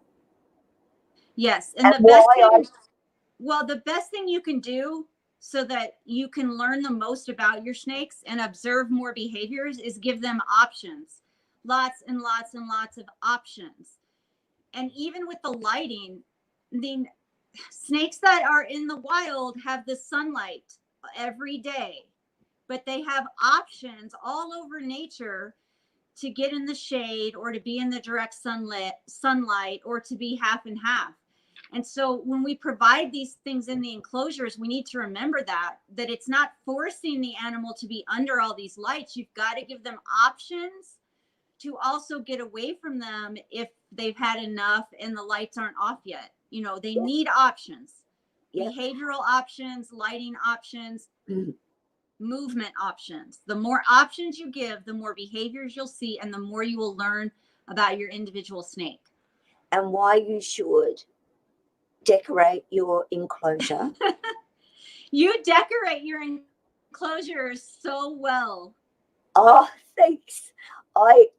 Look, it's everything has been a learning experience for me too. You know, I was, you know, told Antaresia spend more time on the ground than they do up in their branches and whatever. Well, I debunked that years ago and kind of said, no, that's not true, because my Antaresias love to climb and get up high. They love being up high. I have them come out and they might go to ground. I'm trying to see where Maya is here. I see you. Yeah, I'm going to have to get up real quick and check on Ronan because he disappeared. I'm listening. Yep, you go for that, Lori. Yeah, I just want people to, you know, I keep on going back to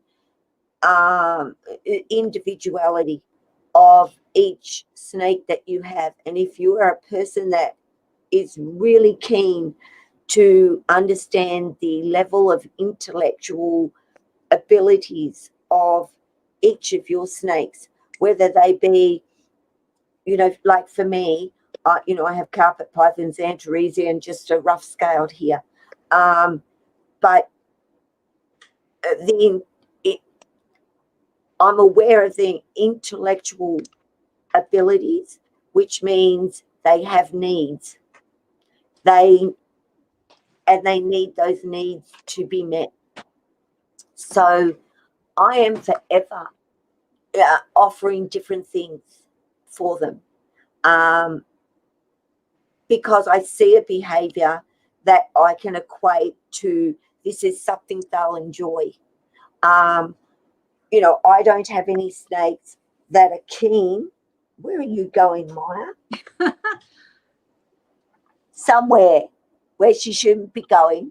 I tell you, because I can't even see her anymore. I can only see a tail looking at me at the moment, but the head's gone in a completely different direction. But, you know, my Antaresia, if they come out, sorry, while my headphones go everywhere, my Antaresia, if they come my out. Antaresia climb too. I mean, they spend time off the ground. I would not at all say that they're a completely terrestrial snake because they spend part of their time on the ground, but I notice that at night mine tend to climb. Oh, absolutely. Now, hang on, I'm trying to get Maya back. Well, and it also kind of brings up a point that even if you have a species that's not known for a certain behavior, it doesn't mean that you can't offer them the options to do that behavior. I mean, hognose snakes, we have a plains hognose, a heterodon nasicus. We just have one, but they're not known. I mean, they're not a snake that climbing is an innate behavior. However, I give her climbing opportunities and she does climb sometimes. So they are in a novel setting under human care, and they may exhibit behaviors that they wouldn't necessarily do in the wild if you give them opportunities to do those behaviors. You know, under captive management, they're not having to spend or use up 100% of their energy budget and their time budget on survival and reproduction. But it doesn't mean that their bodies still don't have that same amount of energy that they would have used on survival and reproduction. So they're going to use up that time and energy on other things. And sometimes it means that they're going to try novel behaviors, new behaviors that they wouldn't do in the wild, but because they have the opportunity, they'll do it under captive management. Yeah, like grip a thong with their tail if they need to feel secure when you pick them up. And this is an antaresia. So they use their tail. Short and stumpy that their tails may be, they, to me, equally rely on their tail to help them feel secure, just like my carpet pythons. So these are just things that you will notice because you are spending time with your snakes, that you are wanting to desensitize them to things that aren't natural to them. It's not natural to them to be doing what we're doing, you know, Right. holding them. But when you've spent a lot of time with them and they know you so well as that person that cares for them, and I mean truly cares for them from the heart, then you can pick them up, you can hold them like this. There is no stress. There is no fear. There is no, this is bothering me. This is just purely, okay, well, yeah, because I can sit here with Maya around my neck, or around my shoulders, and she will sit here and watch a movie with me for an hour and a half. And but here's the difference. If she chose to, she could climb off. Yes. And that's an important distinction that people need to understand. There's a difference between handling and restraint. Yes. So when you're interacting and you're handling a snake, but they're free to leave, they're free to move around, that's much different than forced restraint. Yes. And there's also a difference between forcibly removing your snake from an enclosure and allowing them to come out on their own. And one of the things that I hear all the time among snake keepers is, well, it stresses the snakes to take them out of the enclosure. And they equate that to the snake is stressed being out of the enclosure. But what is actually stressing the animal is if you're intruding into their enclosure and forcing them out, yes, that is going to be extremely stressful for them. If you are opening the door and they're choosing to come out on their own, then obviously that is not stressful for them. And as you say and said, and this I have learned myself too, but hearing it from you continues to confirm a lot of things, of course, is to offer them something that they're comfortable with to come out on. Yes. Because if you could do that, they will come out on their own. You know, I have used my original jungle gym that I built out of an old laundry bag where you put your washing in, you know, sticks and all sorts and whatever. If Amaya used to be really shy and wasn't one that I could get out of the enclosure. So I did start just putting the jungle gym when she was little, right at the front of her enclosure.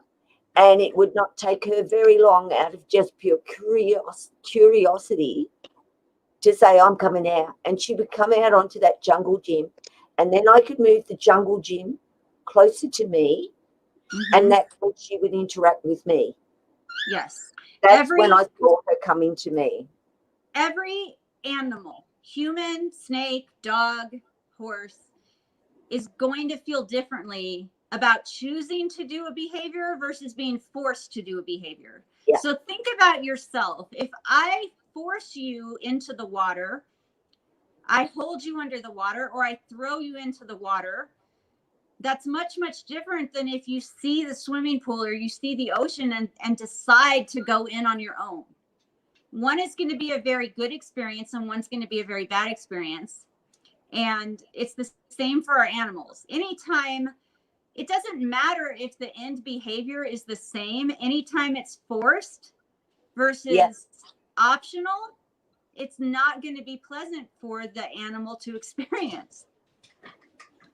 Absolutely. Like my dog will very, very enthusiastically sit on the scale. Like they'll run up to the scale and sit there because they know they're going to get rewarded. However, if I pick the dog up and carry it over to the scale and force it down on there, what do you think it's going to do? It's going to immediately jump off because it didn't do that by choice. Absolutely. And I am, the training that you're doing, which, when I look at the whole picture of what I've seen from the very start of your videos, like, I thought this woman is incredible. Like, Thank you. It's nice to meet somebody that is so keen to let the world know. I've done it in terms of, my aim was to let people know, treat your snakes with a lot of love and offer them opportunities to come out and explore and be with you and interact with you, take them outside, to let people know how intellectual they are in terms of, you can toilet train a snake, which I've done with, I did have Lacey, Jack, Lily, and Jessie. Now, the reason also for me saying I need to get Tessa out, and let her stretch out and let her move, because if I don't, it does not help her use her bowels. Mm-hmm. She has problems with her bowel, even with me getting her out. So I would hate to think, in terms of constipation for Tessa, because Right. that's why I need to give her the 2 enclosures. I give her the 2, even though, I think to myself, well, she can stretch out in the one that she's in, but she can't stretch her whole body out. There is no way. Some part of her is coiled or on top of the other part of her or whatever. So I'm very mindful of the fact that Tessa struggles with her digestion, being in such a small enclosure. And even though people may look at the enclosure and think, well, that's a big enclosure, it is, but it's small for Tessa. Well, it amazes me when you see the snakes coiled up resting during the day. I mean, I realize some snakes are diurnal, but most of the Bredli, they sleep during the day, and they're coiled up and they look so small, and the enclosure looks huge. Yes. But then when they wake up at night and they start moving around and they stretch out, then the enclosures always look too small to me. Yes. Yes, they do. And your point was, if that's okay. That's okay to have that bit smaller enclosure. If your snakes are regularly coming out, yes, and doing this sort of thing, that Maya does 3 times a day with me, you could say, because she loves coming out day, night. It doesn't matter to Maya at all. But I can't do that with Tessa. And I understand the importance of giving her a bigger enclosure. I must give her a bigger enclosure, and that's exactly what I will do, and get another one for Jessie. I don't believe that, even though there will be height, because they'll be 4 foot high, honestly, in truth, Tessa, I think, would be happy to be in a 2 foot high, so long as it was 10 feet long, and so long as she like to stretch out. Like the male Bredli I told you about that came here because he was biting. I'm careful to not have him out if there's other people here, because I don't trust him around other people. And so he was in a 4 foot enclosure, and he's under 6 feet. He's not quite 6 feet. Right. And he was wanting out every night. And, you know, Yes. he wouldn't always want to go back in. And he's very active. And he would Right. utilize all of the exercise space. But now he's in a 6-foot enclosure. And so it's just a couple of inches longer than he is. Right. And every night he wakes up and he stretches all the way out on his ledge that I have along the back. And he wants out less. Like, he still wants out. Right. But not as often as he did when he was in the 4-foot enclosure. Right. So that tells you that because he's able to stretch out, Mm-hmm. he's happier to stay in his home rather than come out of it. Now, Right. I also want people to understand that just because your snake wants to come out all the time isn't because they're uncomfortable in their enclosure. It's a routine that they've developed with you and what you do for them. They will come to the door. There's a difference between watching a snake rubbing itself against the glass, ramming itself up the air gap, whatever, and you can see it's just saying, let me out, let me out, let me out, to a snake that comes to the door and then starts to, you know, slide along, not rubbing, just looking and making you aware of the fact, hey, I'm here. Can you open the door? And that sometimes, even for Lily, is, and Maya here, it's they want the door open. They don't want to come out. Right. Here's something that's interesting. Well, and this is Steve Martin, who's an animal trainer. He started out in falconry and he runs natural encounters. He puts it very simply, and I love how he puts it. He says animals are going to move towards things they like and away from things they don't like. Yep. But it's our job to figure out when an animal's doing something. So let's say the snake's wanting out or coming out of the enclosure. Are they coming out of the enclosure to get to things they want or like, or are they coming out of the enclosure to get away from something that they don't like? And that's our job sometimes to figure out. Is the animal doing this because they want to get to something they like or because they're trying to avoid something they don't like? Yes.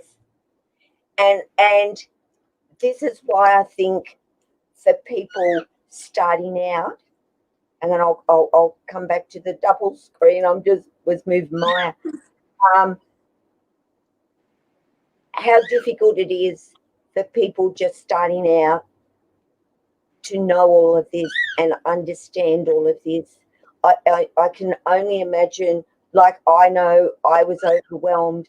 You know, I landed with 2 coastal carpet pythons in my lap that I had never cared for snakes. I had never even thought about snakes in my life. So I knew minimal about them. And it was like learning really fast. But my first thought was straight up from the very beginning that they weren't going to be stuck in an enclosure all of their life. I knew that straight away, that they needed stimuli and they needed more than an enclosure. And I did so many things that were out of the ordinary, but would be probably quite ordinary now. But back then it was weird. And why even having my snakes out in the climbing area, letting Jack go up in the climbing area. You know, people would say, oh, you shouldn't do that. Snakes don't like being out. And I'm like, what? Yeah, people will say it stresses them to be out of their enclosure. They don't like big spaces. And that's just crazy because they live on the whole planet and literally have access to all of nature, which is huge. Yeah. So when they want to feel secure and be in a tight space, they will go to one. And when they want to be out moving around, they will choose to do that. Yes. It's not being out in a large open space that stresses them. It's the lack of opportunity to make their own choices about whether to be out or not. Yeah. And it just kills me, because on one hand, somebody will say that it stresses them. Oh, big spaces stress them, and it stresses them to come out of their enclosure. And then what are they telling you in the very next breath when you get a new snake?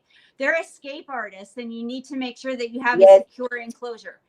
Okay, well, if they like tight spaces and it stresses them to come out, why would they be trying to escape? So which is it? It can't be both. Absolutely.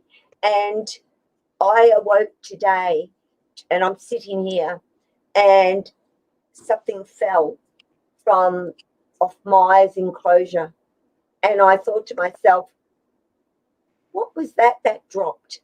Anyway, I got up and here I see this snake climbing up into the top where Lily goes on the climb out area. And I'm thinking, Maya, did you get your door open again? And no, it was Ishi. Oh. She had actually slid, I don't know how she did it, but slid her door open. Now, then I looked and she'd shed. So she was active and busy and saw just that tiny little gap and decided if I use my nose, I can push that door. And that's a tough door. So now I know. But once they learn to do something, she'll do it again. Felt that it was reinforcing, they'll do it again now. Absolutely. So now I've got a rubber stopper in the door there for her. But she was up in the climb out area. She wasn't on the floor. You know, she's Antaresia. They will go high. And I think in reality, it's kind of a bit of a safe zone, isn't it? Being up high and hanging out up high. And Lily, where are you going? Look how strong she is.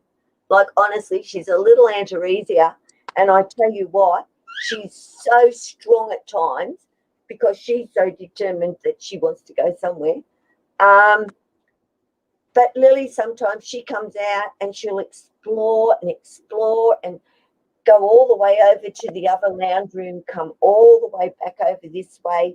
And then other times she comes out, she just finds a spot, curls up and sleeps all day, sleeps all night. Mm-hmm. That's where she's comfortable. That's where no snake and she sees, I can see her, you know, and I know where she is, or she'll lay up here on top of her enclosure and curl up and go to sleep. So to me, that shows how comfortable they are. Well, yeah, of course they are. And Ronan will stay out all night until I go to bed. And I stay up late because I'm watching the behavior of nocturnal snakes. Yes. And he'll stay out until I put him away. Now, there's been a couple of times that he's put himself away, but that's very rare. Usually I have to go get him and put him up. Yep. And I don't really have a snake that says, oh, yeah, I'll go home now. I have had a couple that have done that, but it's rare. Yeah, I have a friend that has snakes that will do that. Mm-hmm. So what we're going to do, because I'm not going to keep going forever, Lori, and we could, because there is so much. I know. But we can do this again. I know we're coming up on 2 hours. I can't believe it. But I'm happy to do this again, maybe and discuss another topic, or if some of your viewers have topics that they... And I would love to make it a regular thing, and we can also do it in terms of you can do it from your channel, and I'll come on and, you know, we can swip and swap, you know, and do it that way. But I do have, you know, we will briefly touch on these questions. We did do a poll, or I did a poll, and 88% of people agreed that snakes do need to be desensitized with us, and there was 12% who said no. Now, there will be, I will ask, you know, I'll put a a community thing up, and I'll ask. I would like to know what the no is and why. I would be curious about that. That would be an interesting subject to discuss on a live stream, the reasons of no for people, and see if we can understand it, like, and query that question, that response a little. It would, because a wild animal, a snake, even bred in captivity, isn't going to automatically be used to living in your house with people. No. They're not automatically going to be accustomed to that. And even domestic animals have to be taught how to live. Like, let's use a dog, because everybody's familiar with dogs. Most people are. Dogs have certain innate behaviors that they do. They bite, they bark, they chew, they urinate on things, and they dig. Those are just 100% natural, normal dog behaviors. There's no way they are going to know not to do those things in your house if you don't teach them. And there's no way that they are going to understand what a vacuum cleaner, a blender, a garbage disposal, a power tool, a television is, if you don't teach them what those are, and that they're okay. And so there's no way a snake is going to automatically know how to interact in the human world. Yeah. So it will be interesting to understand the logic of the no.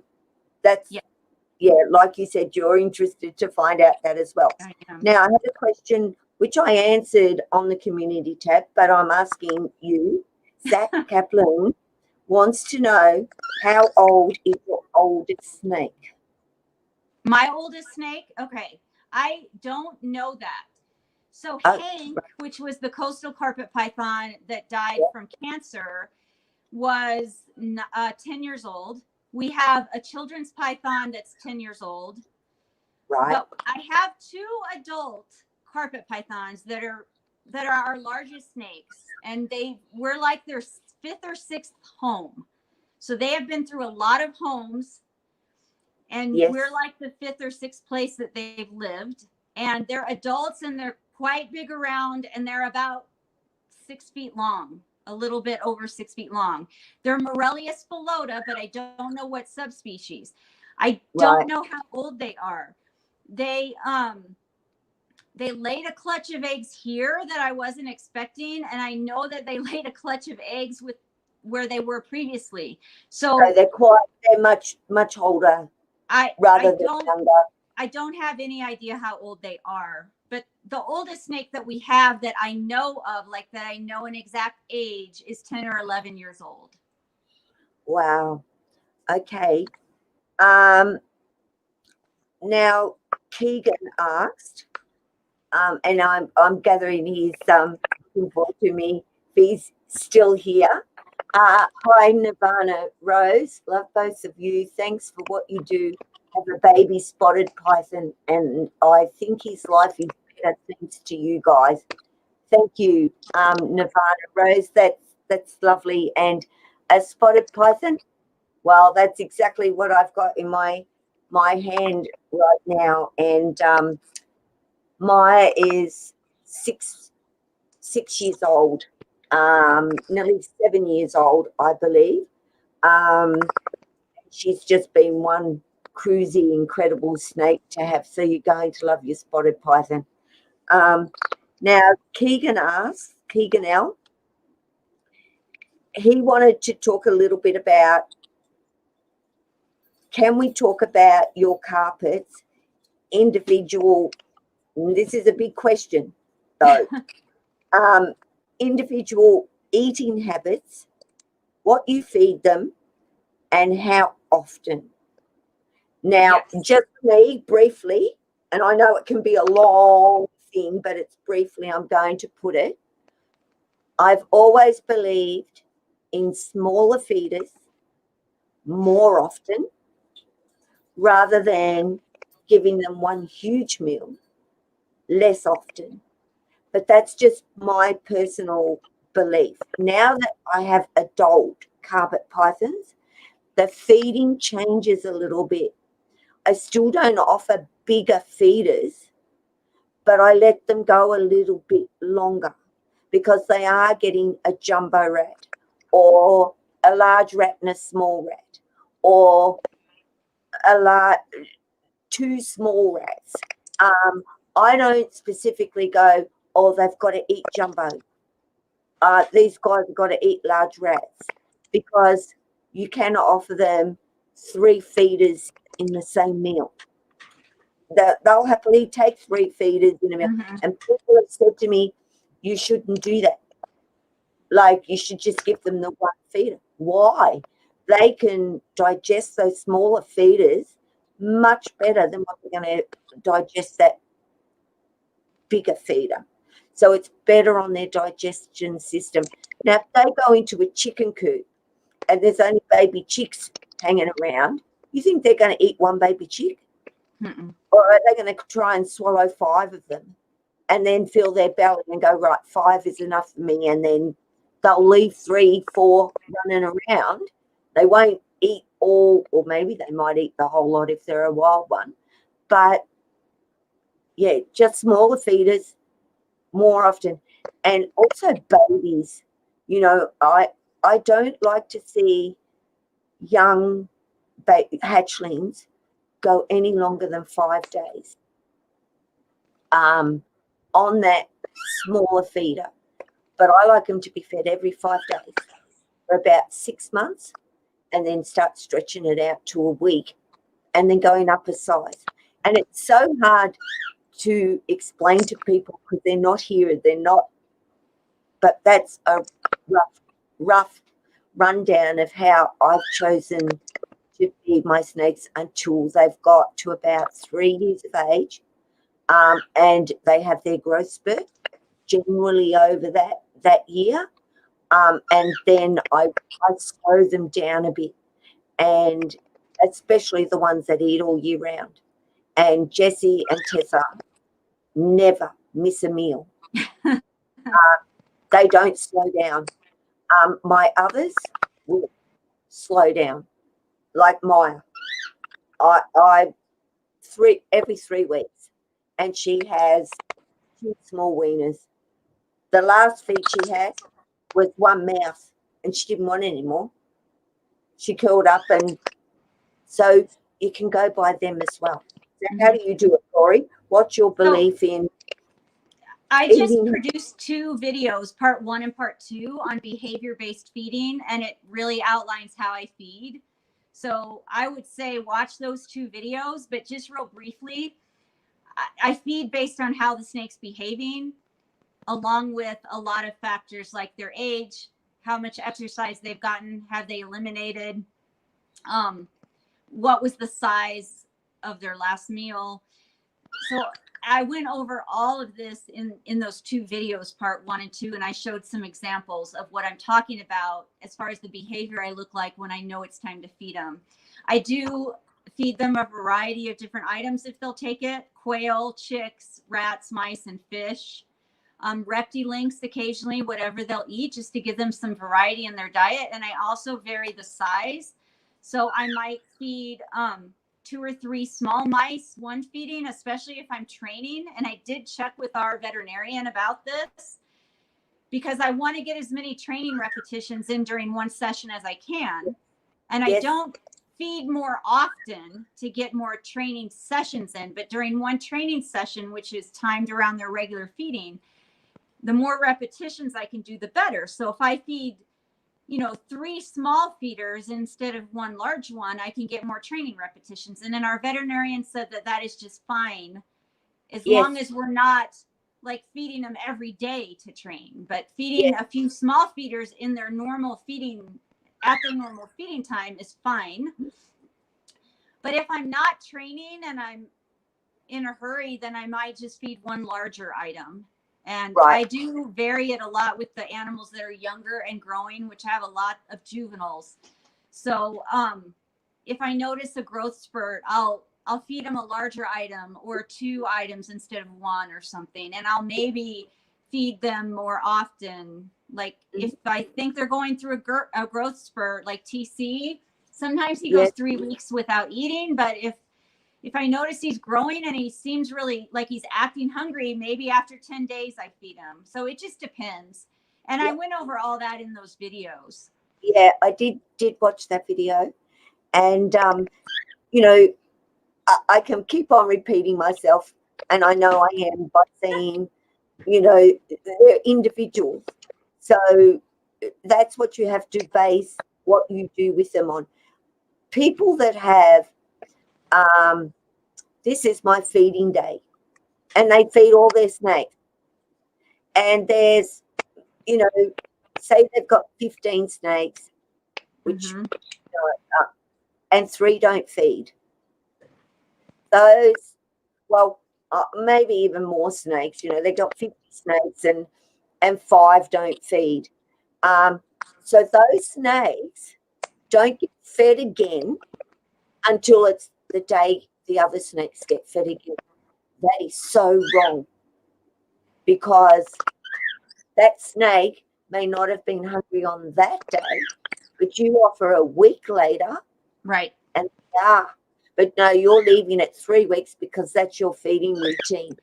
It just boggles me that snake is probably sitting there for 2 weeks going, will feed me, where's the food? And then they wonder why when they open up the tub or what, the enclosure or whatever, the darn thing comes flying out at them for that food. That is really hunger, you know. Yeah. Or if the only time you're ever interacting with that animal is to feed it, then it's going to associate you with food. I mean, if truly all of your interaction is just to feed it, then yes, every time you go open the door, it's going to assume food is coming. That's just learning by association. And so I deliberately do lots of things to interact with the snakes, even the ones that don't come out of their enclosures, so that they understand that every time I'm moving around the enclosure and opening and closing doors and my hands go in and out, it doesn't mean food's coming. Absolutely. And I think that's an important thing to do with your snake, is to let them know just because you're opening the door, that doesn't mean that they're going to get a meal. Some snakes, when you open the door, even if it's only been, especially if it's only a couple of days later, still may be a little bit in that food state of mind, but they should connect the dots very quickly, that if food hasn't arrived relatively quickly, because that's your purpose of being there, you know, here's your food, they click very fast, no food. And you see the change in behavior. Right. You see the 2 different behaviors. So anyway, watch Lori's video on the feeding.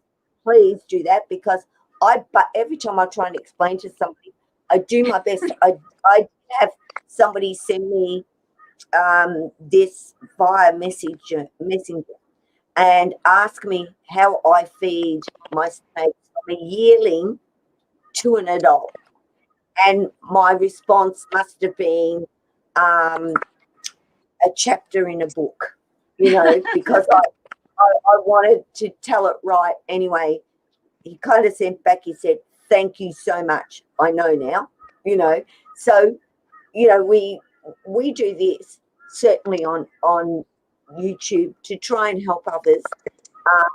But we also do it via our Facebook and Instagrams and whatever. So, you know, Lori, I know, is a busy lady, but she'd be more than happy for you to reach out to her if you have any concerns or any worries about anything. Lori will offer a helping hand. And the same for me. If you need to know, and if I don't know, I would probably contact Lori and say, hey, Lori, I've been asked this. What do you think? I think this. What do you think? And this is how I think right information gets out there for everybody to learn about their snake. Now, I'm just going to ask Lori some questions myself. You know, see Lori doing her videos, and she's amazing. not just with her snakes. I watch Lori because of all that she does. She has the same attitude towards her dogs, towards her horses.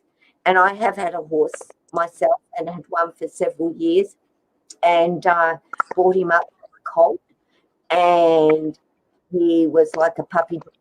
You know, he's more like a dog than a horse in the end in his behaviour. So I do know what it's like to have that rapport, and that with horses. They are amazing animals, and I wish I was in a position where I could still have one, but I am not, and why I don't have one, because I don't have the availability to care for it and so forth. But I watch your videos with your horses, Lori, and I think it brings back memories that I miss. Having a horse around, you know, my daughter used to go through the paddock because I was on 5 acres, and she would have to get over the back fence to go to a friend's house. And every time Luke would be like just minding his own business, like nothing was going on until she started to climb that fence. And then he'd go bolting, and he would grab her jumper and pull her back into the paddock because he wanted to play with her. He wanted the company. He wanted her to not leave.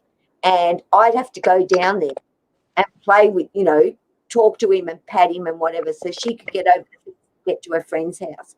So, and he was only very young then. So the potential, and people should see that snakes have potential to learn things. Now,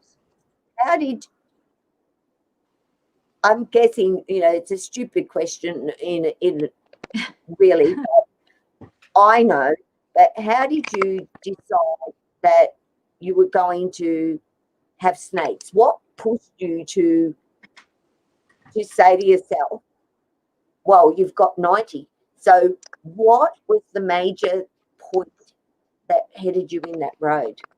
Well, I just had one. I mean, in my early 20s, which was, in the 1990s, I'm 51.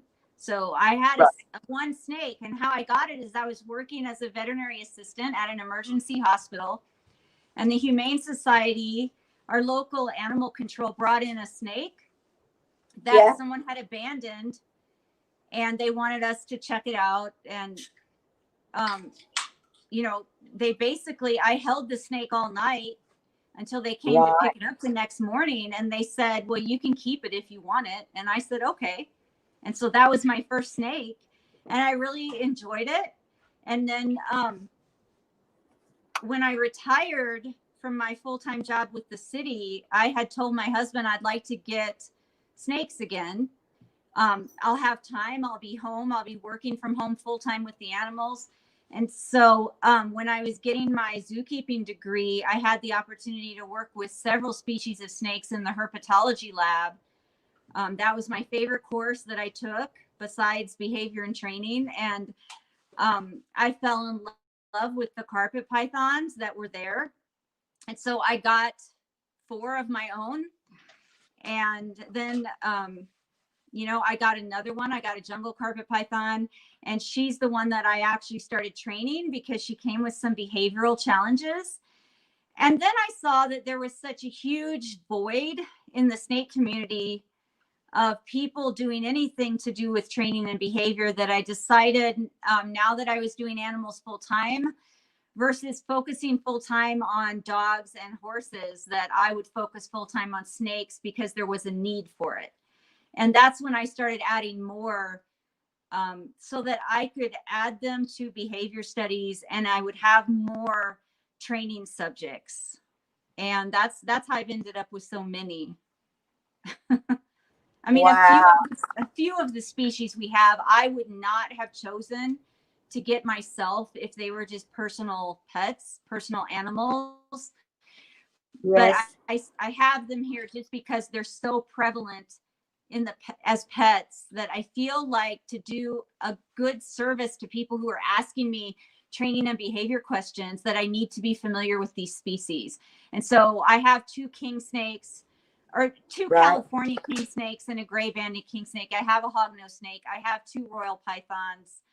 I have several corn snakes because I actually really, really like corn snakes. So we have 13 corn snakes. These are all snakes that are common pets. And so I have them so that I can be familiar with them when people contact me with questions. I have one boa imperator, boa sigma mix, because that's also a popular pet. And then I have 4 rainbow boas. And that's just so that I have knowledge about those species and can help people who ask me questions about those. Am I going to get every snake species that someone might have? No. I only have limited resources, and I fund all this myself.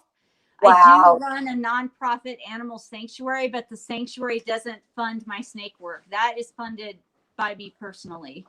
And so I can't have every species here, but I try to get at least a sample of the species that are like in the top 5 most popularly kept as pets.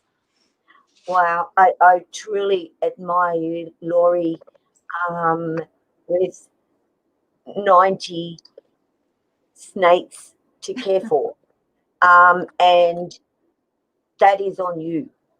You know, that is full time. And honestly, I've kept mammals and worked with mammals for so long, and large numbers of them, because I have always been in animal rescue, and now I run an animal sanctuary, that, you know, taking care of snakes, quite frankly, for me, is so much easier than caring for mammals, because the horses, we have 45 horses here.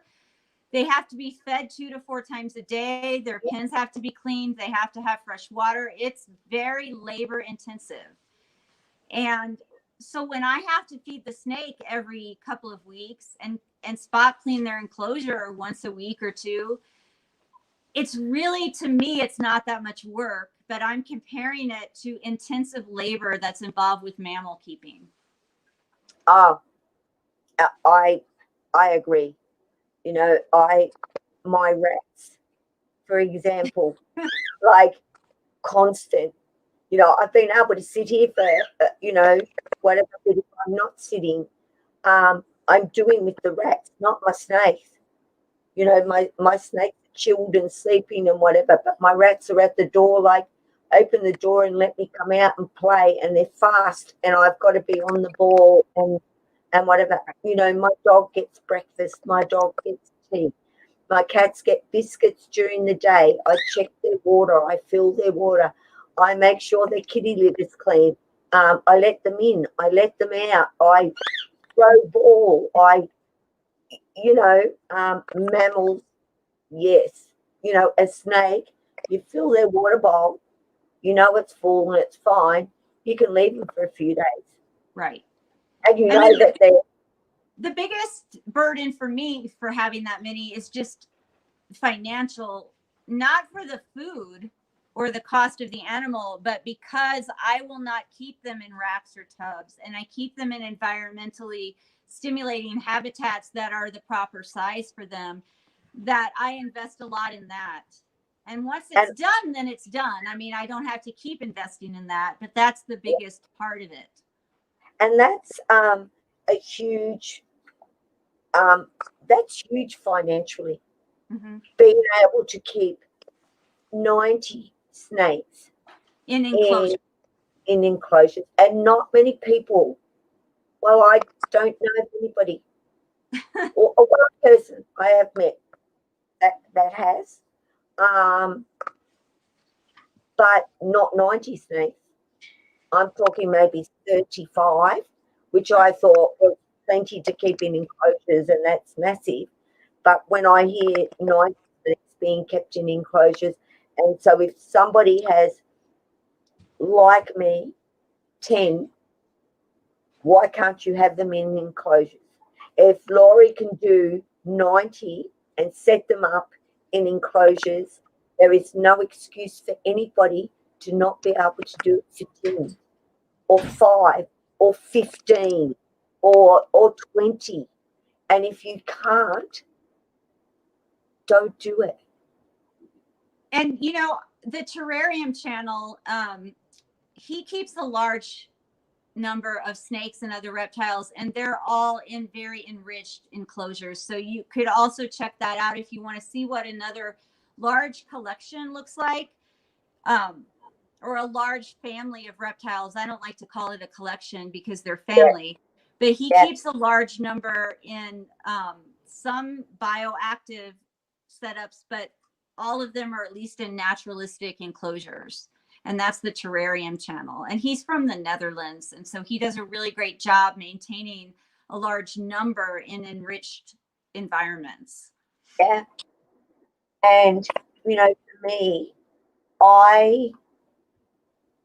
I've got 10 and it's filled my space, like, because I like to have my animals all around me. You know, I like them to be close where I can visually see them every day, know what they're up to every day. So really, you know, I would love to have every species of Australian python in my care too. But I don't have the space right now. If ever I'm able, or I'm in a position where I can extend this room out, which is definitely here in my brain, but then if I was to extend this room out, Lori, what it would end up becoming would be a totally snake environment, not human. Yes. That's the end of the story. And I have enclosures in our whole home other than there's one room that doesn't. And I observe their behavior, and that's what I do. And so I don't want them isolated away from me. I want them around me. And this is what I've decided to dedicate my training and behavior to now. And so as the horses pass away, as some of the mammals we care for pass away, we aren't going to be continually taking in those species. I don't like to be out in 10-degree weather in the winter like I used to. And so definitely my animal keeping has shifted more away from mammals and more towards snakes, because I can keep them all in my home and see them more often. And I don't have to be outside when it's below 0 Fahrenheit, which is getting hard for me. Yeah. And for me too, when I think about, you know, I'm 60 now, and I like to get hatchlings more than I like to get older snakes, and I can't be doing that anymore because they will outlive me, and I don't want, you know, I mean, admittedly, tomorrow I could turn around and drop dead and touching wood here. That actually doesn't happen, and I do have a backup plan should anything happen to me, where my animals would go, and specifically my snakes. You know, I want them to go to where they're going to get what they live with here. But I know I can't go out, and I would love to. You know, I would love to be out there, and I know if I went and got, say, a Murray Darling, you know, okay, I'd go get a Murray Darling, and I'd put up a video and say, oh, meet my new snake, a Murray Darling. You know, the more that you have, and the more people you get watching, the more people, but, and I won't do that. I just won't do that. I don't care. Everybody has to know their personal limitations. And so, I mean, I'm about there. Like, I'm not going to continue to add snakes. There are a couple more that we have slated to add, but that's it, because I know my limit. And while my limit sounds like a lot to a lot of people, yes, you know, 1 or 2 could be a lot to other people. And so it's important to know what your personal limit is. And that limit has to include time for them, financial ability to take care of them, the space to properly house them. And everyone is going to have different thresholds for that. For somebody, that might be 1 snake. For Yeah. somebody, it might be 20 or 30 or 100. And you just have to be honest with yourself about that. And also the age thing. Yes, I would much rather take in older animals than hatchlings because I don't want them outliving me. I want to outlive my animals. Absolutely. So this is my threshold. And if I get a bigger room, it's not to expand the species of snakes that I have in my life. It's to expand the enrichment I'll be able to offer my snakes, which is number one, if they come out and they want to stay out, they can stay out because the room will be warm, the water will be there for them to get, and they'll have the freedom to make the choices. Their enclosures will be there too. So they're quite happy to go back into their enclosures. But the nights like Lily, you know, when she's out and it's midnight, she's comfortable. I want to be able to shut a door and know she's safe. Yes. And I go to bed and I get up. And if she's moved somewhere else or gone somewhere, I know it doesn't really matter. So it's not to get more animals. It's to create an environment that I know is safe, that I can leave for them. And that's the end of the story. So, so how long, Lori? Well, I guess the question's that, but you know, it's for you. How long have you had snakes? Oh, You had one when you were I got my first snake. I think it was 1991 when I got my first snake. right. And so that's a long time. But then I had that snake for a while, and then I didn't have any for a while. And so this time it's 3 years that I've had these snakes now. And you know, this is pretty much my family of snakes now.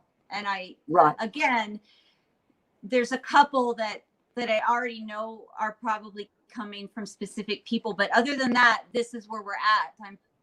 I'm not going to continue to add snakes because I want to concentrate on the snakes I have. I want to concentrate on the behavior studies and the data that I'm documenting, and I want to concentrate on seeing how far I can take the training. So I want to just focus on the animals that are here. Yeah. I don't need to add any new ones now. The animals that are here are sufficient for the work that I want to do. And I do write articles. Yes. As well, yeah. And you know, I want like you do put out a lot of research papers or studies, you know, on your actual channel. You leave it there for people to go take a look at. And everybody realize that what Lori is offering is free. Yes. And this can cost money, really, if you want to think about it. And Lori is doing it for free. And take that and use it.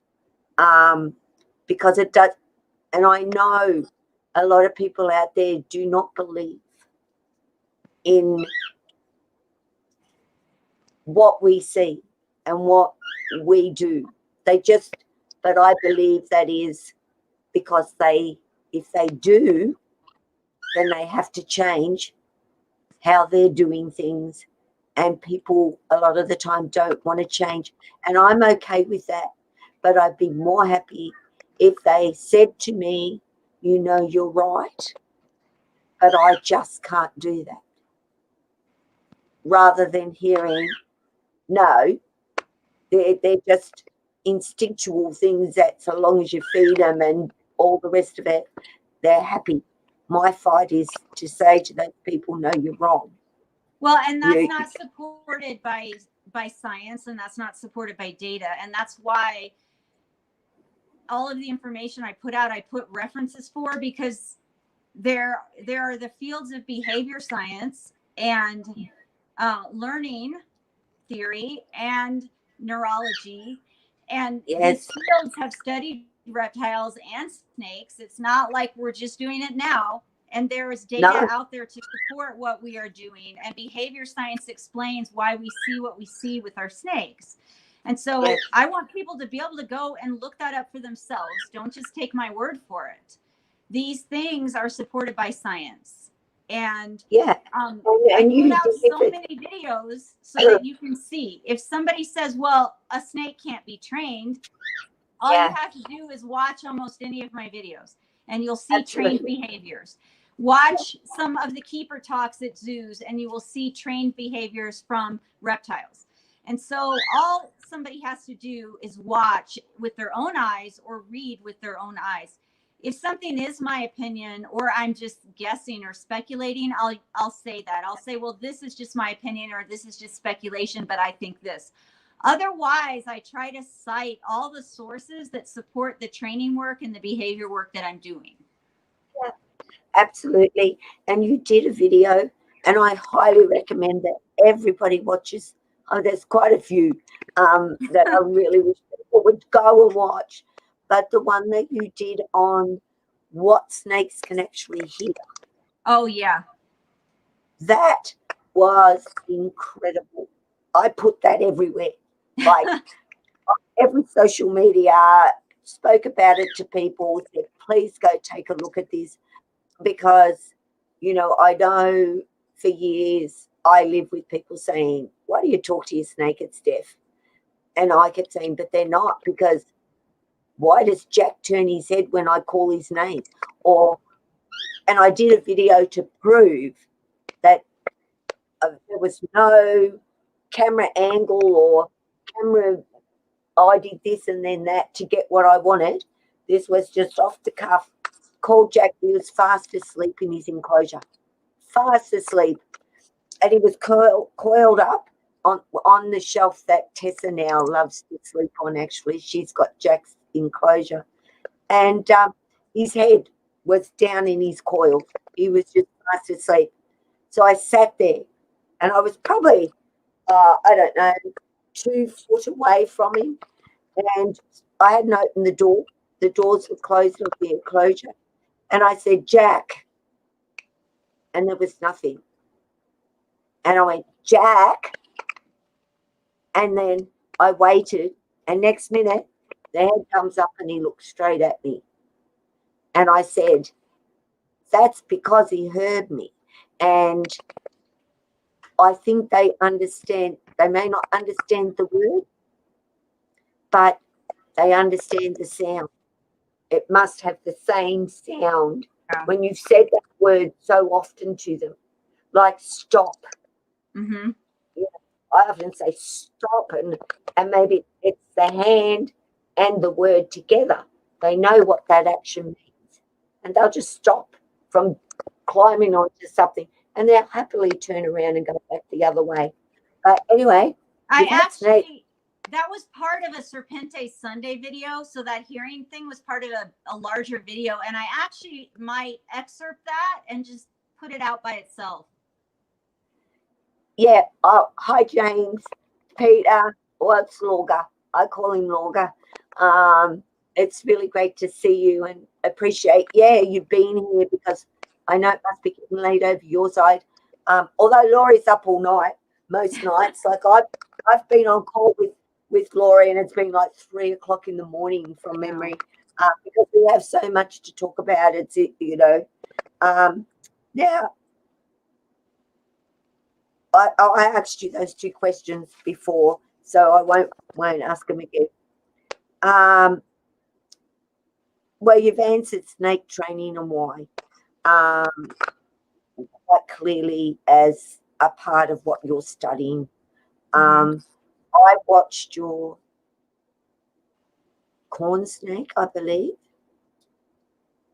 Actually, I think it was your corn snake, pushed the ball off the table into the basket to get meal or her meal. I don't know, boy or girl.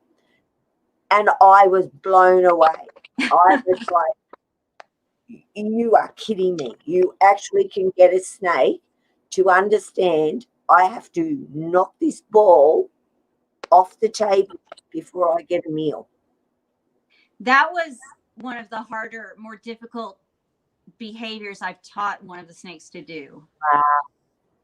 Well, if they can do that, we certainly know carpet pythons could be trained to lift, knock, ring a bell even. I would like to see more complex things because I do know that they're smart.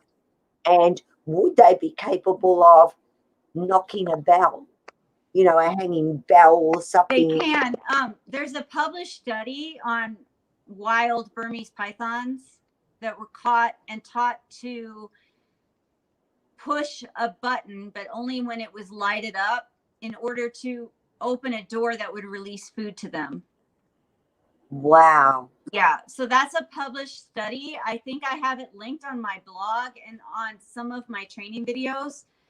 And so that's pretty incredible because it showed that even wild-caught snakes could learn to perform an operant behavior. That means operate something in their environment in order to cause something else to happen that they wanted. So the button would open a door that would release food, but only when the button was lit up. And they did use a green light because those pythons can see green, and they learned to differentiate when food was available and when it wasn't, meaning when the light was on, the food was available, and they would push the button and then the door would open and they could get to food. That's incredible. It blows me away because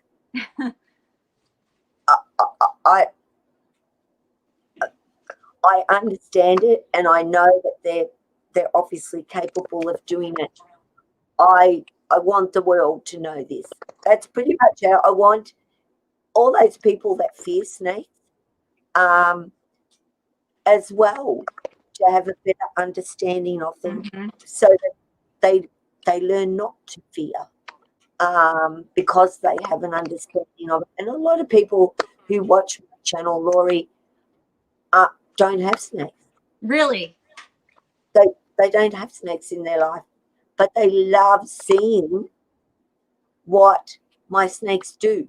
And a lot of them have connected with a particular snake. A lot of people connected with Jack.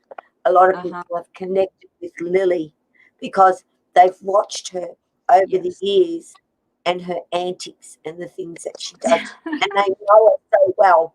That's the channel I wanted to have, where people connected with the snake and not, oh, and me too.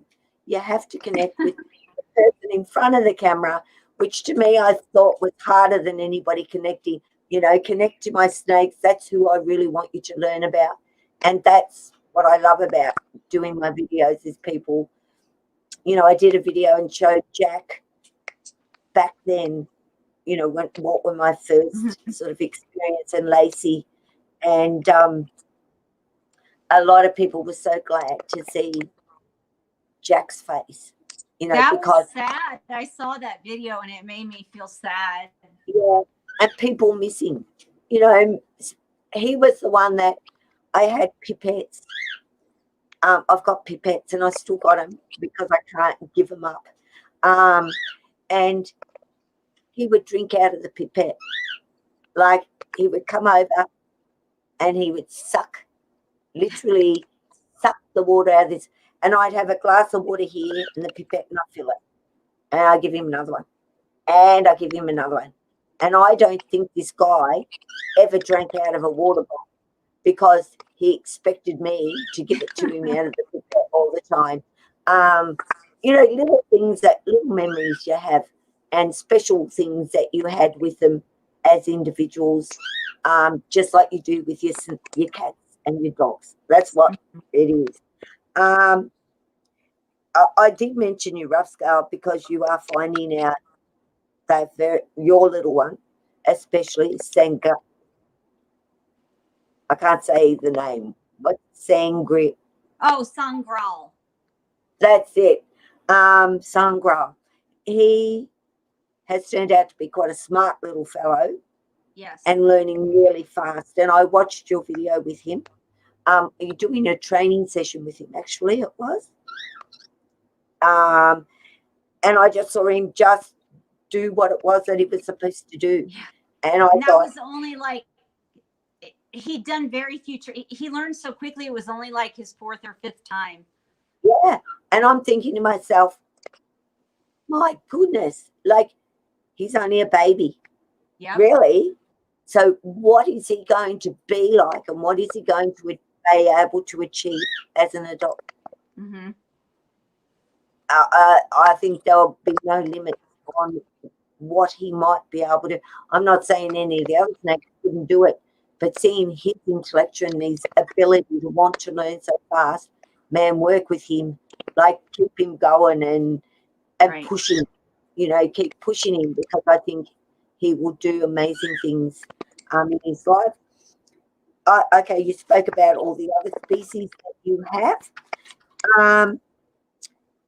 Any if you could, and I know you're not going to get any more snakes, but if you could, is there any other species that you would have that you don't have? No, I don't think so. I mean, Bredli, I'm so happy with the Bredli that really, and the carpet pythons in general, that I might think, when you see a snake, oh, it might be nice to have one of those, just as a first thought. But then when I really sit down and think about it seriously, I'm like, no, I don't need that snake. I'm so happy with the ones that I have. I don't need that one. Fair enough. Fair enough. So in the ultimate end, I know you train your snakes, you're looking at their behaviors, you're studying, you're doing everything you possibly can to know what there is possibly to know about snakes. So in the end, like, where do you want to go? What is your ultimate with all of this? The purpose, like what I want to see come from this, is people is snakes being in homes and not being rehomed. Is people keeping their snakes for life because they have a good relationship with them. And I have worked in animal rescue for so many years that what happens is people get an animal, whether it's a snake or a dog or another animal, and it doesn't meet their expectations, or they didn't know that they were going to have to teach it things or train it, and it starts to have what the human terms as behavioral issues, or something happens and it bites them, but there's some adversity that happens, some adverse event, and now they don't want the animal anymore because things aren't going smoothly, and that animal gets discarded, it gets rehomed. And like these 2 adult carpets I told you we have, we're the 5th or 6th people that have had these snakes. And I don't like to see that. So one of my goals is just to help people who have snakes as family, keep them for life, help them have a good, smooth relationship with these snakes so that they love them and they never want to get rid of them, and they don't end up in rescue in the system. And the second thing that I would like to see happening is veterinary practitioners and zookeepers and other people who work with snakes in these other capacities work with them in such a way that the animals experience less fear, anxiety, and distress. And so by me experimenting with these cooperative care behaviors, if other people at other facilities can actually use those in practice, then I know those animals are going to be experiencing better welfare than if those animals were being physically restrained and forced to undergo a veterinary exam or a blood draw or shift even from one habitat to another. And so my ultimate goal is to make the lives of the animals better. Right. And of course, at some stage, generally, I would say your snakes will be visiting a vet. Yes. So to make that as distressing, like the least stress, the better. Now, they're always going to have a little bit of anxiety there. Of course. Because of the fact it's a strange place, it's a strange person, strange smells, strange everything. But if you've got a snake that trusts you and who you are, taking them to the vet and you're there, they will be comfortable. Well, we probably need to have a whole discussion about building resiliency. We'll do that. Because this is what I hate to hear from people. Well, you should never do this or never do that because it stresses the snake. You should never feed them outside of the enclosure because it stresses them. Well, how about teaching them not to be stressed by that activity? Instead of saying never do this because it's going to stress them, how about teaching them not to be stressed by that in the first place? And so resiliency building is huge, because I guarantee you could do everything possible to shield your snake from stress. But what happens if you die? What happens if you have to evacuate? What happens if your snake has to be rehomed for any reason, or you have to move, or it has to go to the vet? It's going to experience adversity and changes in its lifetime. So why would you not prepare it to cope with those things in healthy ways? Instead of saying this stresses snakes, teach them not to be stressed by those things. I totally, every time I go off screen, I have a pup on my face. Look, I totally agree. You know, I took Jack to the vet, and he was very sick by this stage, even though I was hoping that he wasn't. I mean, have you ever had a snake vomit? And I'm not talking about a snake regurging, because that is different to what I experienced with Jack. And the first time, poor Jack didn't even know what was going on for himself when he vomited. And I mean, neither did I. And I mean, I had to get him out of his enclosure. This is like midnight. Get him, like, so stressed about him. What happened, baby? And he was my baby. I got him out. I had to scrub that enclosure because the smell of that vomit is disgusting. And I rang the vet and said, my snake vomited. And he said at that particular stage, sometimes they can do that, Gabe, and be nothing wrong, but maybe there was something wrong with that feeder. And so just see how he goes. So I waited a couple of weeks and I gave him a small rat. He was eating large rats then. And I only waited a couple of weeks because I knew his stomach was completely empty. And I offered him a small rat. And he ate it. And he was fine. 2 weeks later, he hadn't vomited it up. He'd gone to the toilet. And I'm thinking, okay, it was a one-off. He's fine. So my heart was and my stomach was feeling better. Then I gave him a large feeder. No, I didn't. I was too afraid. I gave him a small feeder. And 24 hours later, he vomited that up. But he told me he was in his enclosure. He was fast asleep. He jumped and looked at me, and I knew I had a tub. I grabbed him straight out and I held him over that tub, and he vomited in that tub. And I'm thinking to myself, I didn't want him to vomit in the enclosure again. And I knew then something is terribly wrong with him. I took him to the vet and I rang Josh and said, oh, Mum, I've got to bring him over. He's really sick. Something's going on. We did a lot of tests first to find out. And they said they had never had such a chilled, easygoing snake to work with. They were amazed at just how easygoing he was about everything that they did with him. And Josh turned to me and said, and it shows how much work you've done with him, and why you love him so much and why you're so distressed about him. And when I had Jack on the table and Josh was looking at him and everything, all Jack did was climb up on me and sit on me he just wanted to sit on me, and he let Josh feel him, touch him, do what he needed to do. And that is important, and that's what you're saying, that Yeah. that's how you want your snake to be, and that's how your vets want your snake to be. Honestly, they do.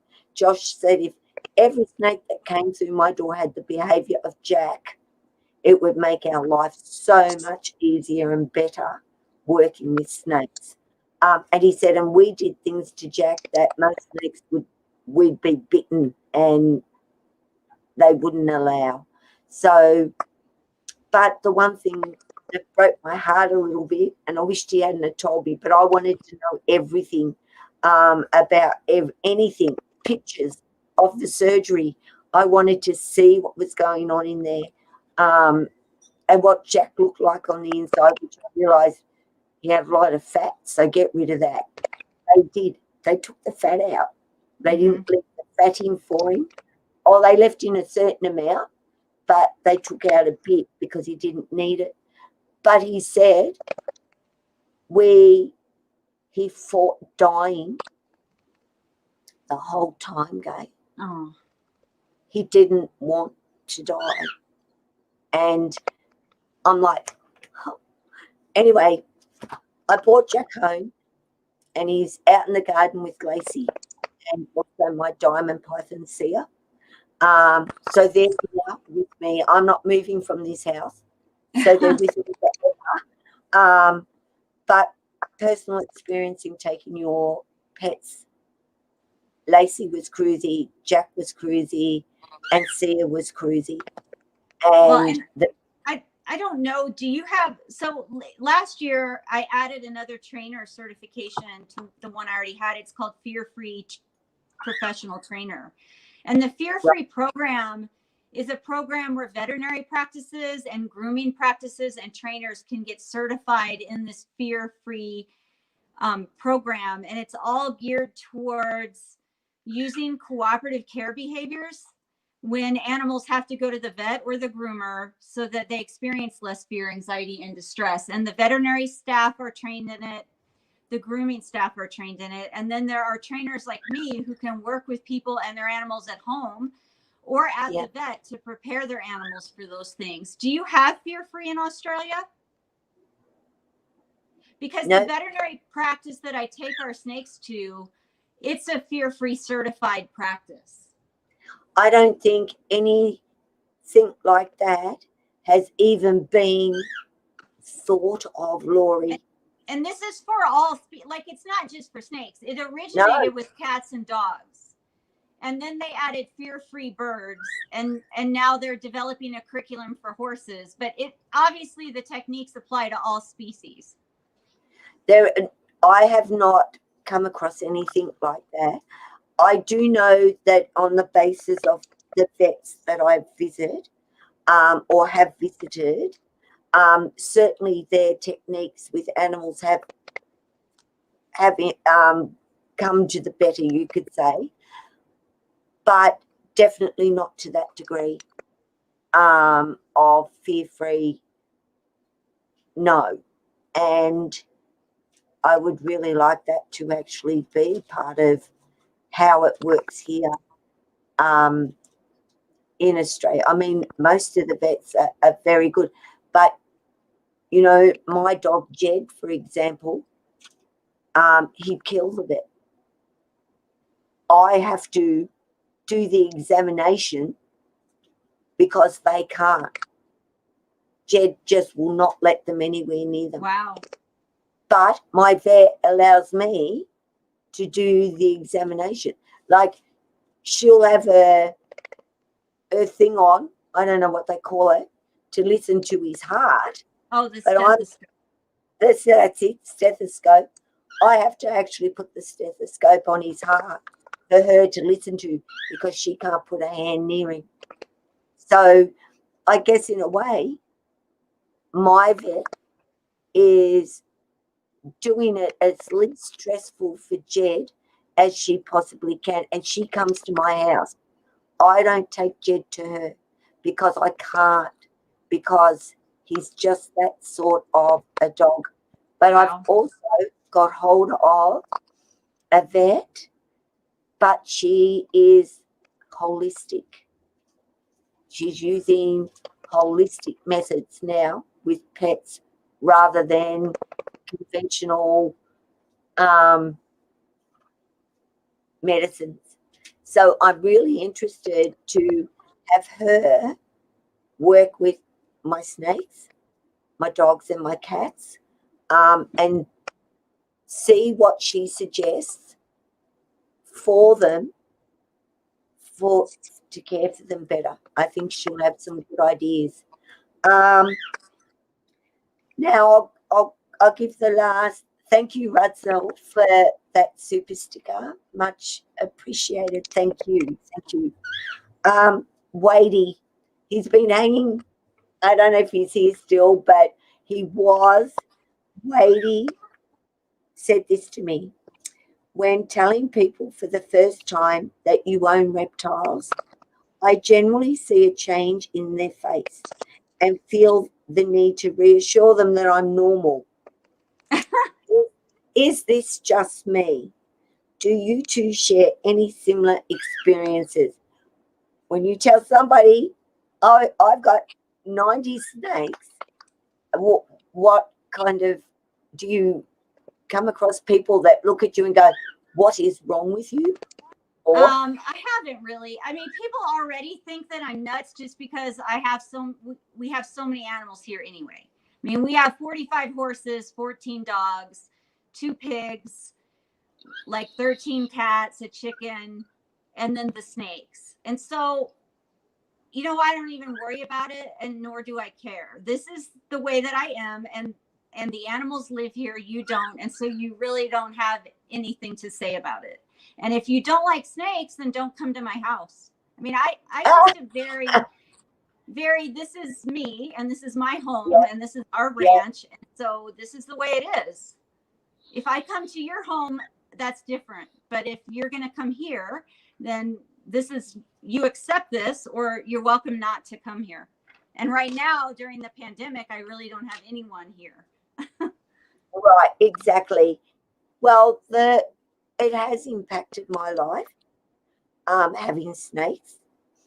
I have a friend, a dear friend of 20 years, basically. He will not enter my home and will not come visit me. Oh, because, how sad. Yeah, I have snakes. And it breaks my heart. Like, they're not out. They're inside their enclosure. They can't. You're looking for TC. Do you know where he is? I know where TC is. Oh, I see them both now. I'm good. Okay. So that has affected my life. Like her not coming here.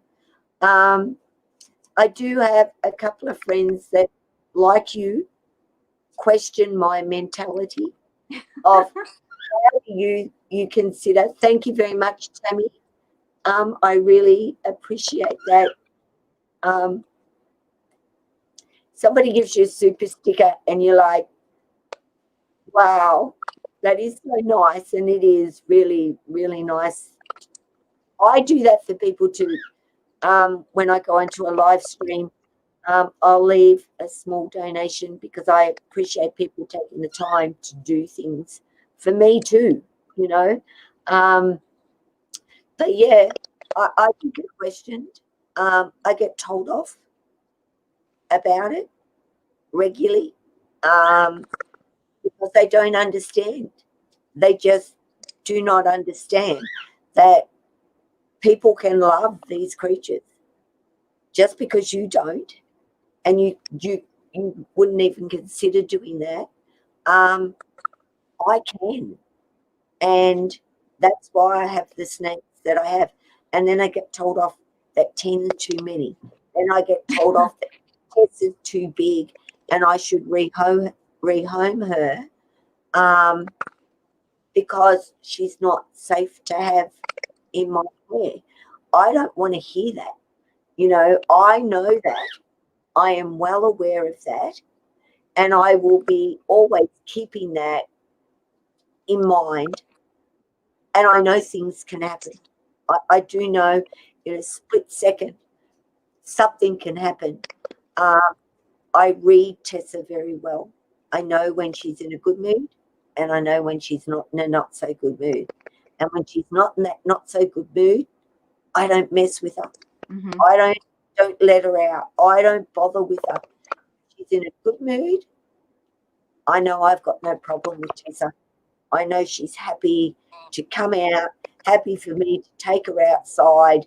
And I think in her mind, if I go out, then I'm going to go outside.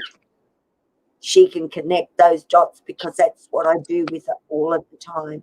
So anyway, that's kind of the questions. Wings and mumbo sauce. Oh, I will ask.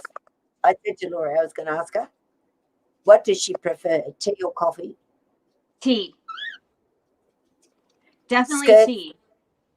Me too. Skirts or dresses? Neither. I don't own any. I wear pants. There you go. I'm just trying to think. Have you been anywhere outside of the United States? I have. I lived in Germany for 2 years. And when I lived there, I visited France and Belgium and the Netherlands and Scandinavia. So Denmark, Norway, Sweden. And I've also been to the former Soviet Union. When I was taking a psychology course, we took a trip to the USSR when it was still the USSR. Wow. See, I've never left Australia. I've seen all of Australia itself.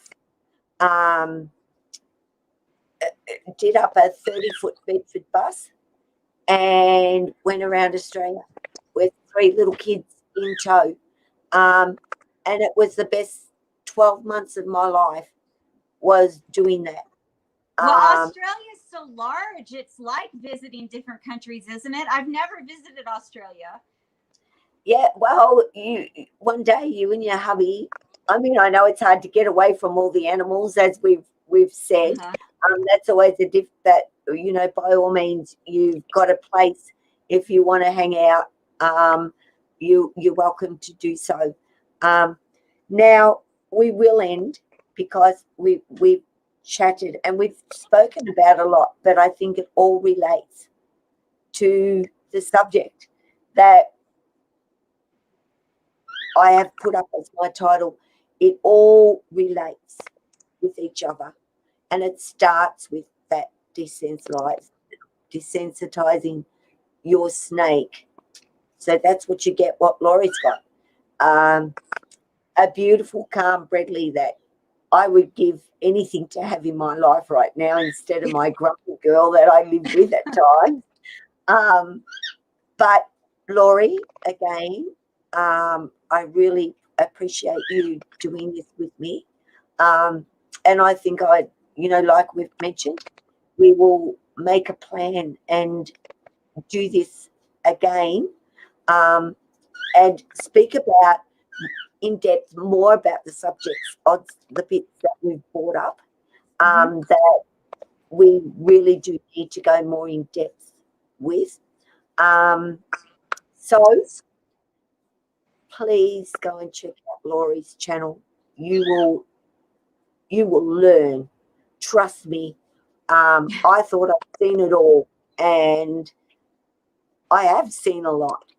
But Lori also has taught me an immense amount as well, and I want to learn more. I just want to keep on learning myself. So go over and check out Lori's channel. You won't regret. I want to see her numbers climb. Thanks. It's the best channel I've come across in a long time. Well, I appreciate that. I was happy to find your channel and see some other crazy person letting their snakes roam around their house and building climbing areas for them, because I thought I was the only one doing that. Well, see, me too. Me too, Lori. So it's nice to meet somebody that has that same thinking process. Freedom freedom. We didn't, you know, they're in captivity, but it doesn't mean they have to be in jail or locked up. Freedom is so important to them and to us, because we get a happy snake. In the end, it benefits us too, and that's what I want people to see, and that's what they'll see if they go to your channel. And yes, I am training my snakes, and I will be doing videos of doing that. I actually put a green plate on my thing because I thought, well, they know it's a green plate. They'll see green, and they see green around them all the time. So it's not going to be something that a colour they don't recognise already. I don't know if that's right or wrong, or if I should have put a different colour plate or whatever on it. But I'm doing it mainly with Jessie and Tessa because they're big, and I really want to have a bit more control over them in that way, getting them to come out, you know, to follow that and station properly, and know that I'm not going to get hurt, that they're doing this comfortably with me. So I will be videoing it, and because my snakes are older, you know, and they've never had any training session. They haven't got a clue. So I'm interested to see how they actually go, but I believe in it. And I believe it's worth doing and taking the time to do. And that's all because of Lori. And I want to pick her brains a million times over on things. And I'm sure it's tiring at times when people constantly pick your brain for things. But we'll say goodbye. Thank you again, Lori. And we will do this on your channel. And if you need help knowing how to set up and get it going, because you can do it off your phone. You don't need a computer, I guess, but you do use your computer to do things. So, yeah, we'll be in touch. We'll find another subject that we feel is really important. All of them are. I don't think there's one that I don't think isn't. Thank you, Tammy. Wings. I know Rudsell was in. Rudsell's from the Netherlands. Trending. His name is Trending Topics. He's a self-development tips guy. I go and watch him, and so many things he says ring so true in my brain. Like, wow, that's what I really need to do. And, you know, helps you feel a little bit better about who you are and what you are. And I think we need that here at times, is a little bit of self-help there to remember who we are and what we are. Lorga, of course, I mentioned. Kengal, James 467. I don't want to miss anybody.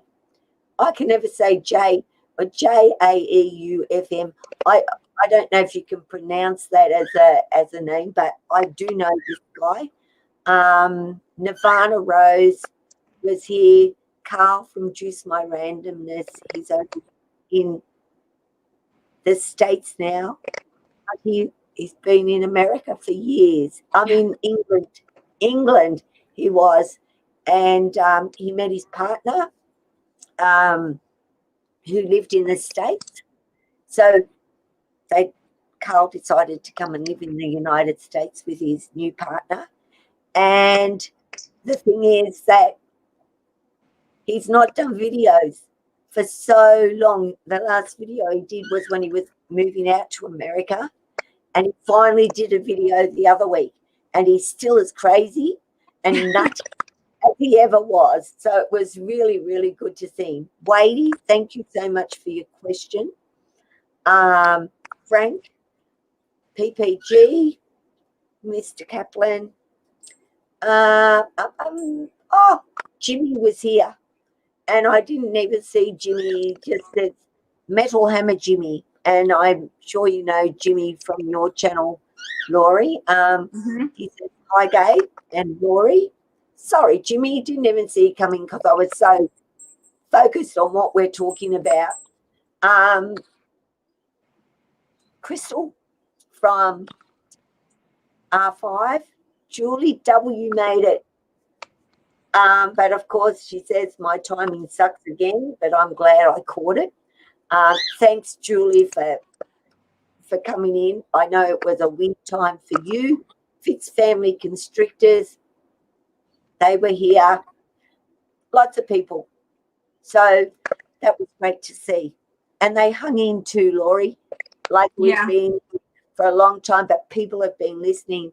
So it tells me they want to know, and they do want to learn. So that's good to see. At the end of the stream, we've still got 7 hanging in there listening to us dribble. I'm dribbling now anyway. I know. But again, thank you. And we're going to say goodbye to everybody. Thanks, Lori. Thank you. We'll catch up soon. Okay. Organise something else. Thank you. Bye-bye. See everybody.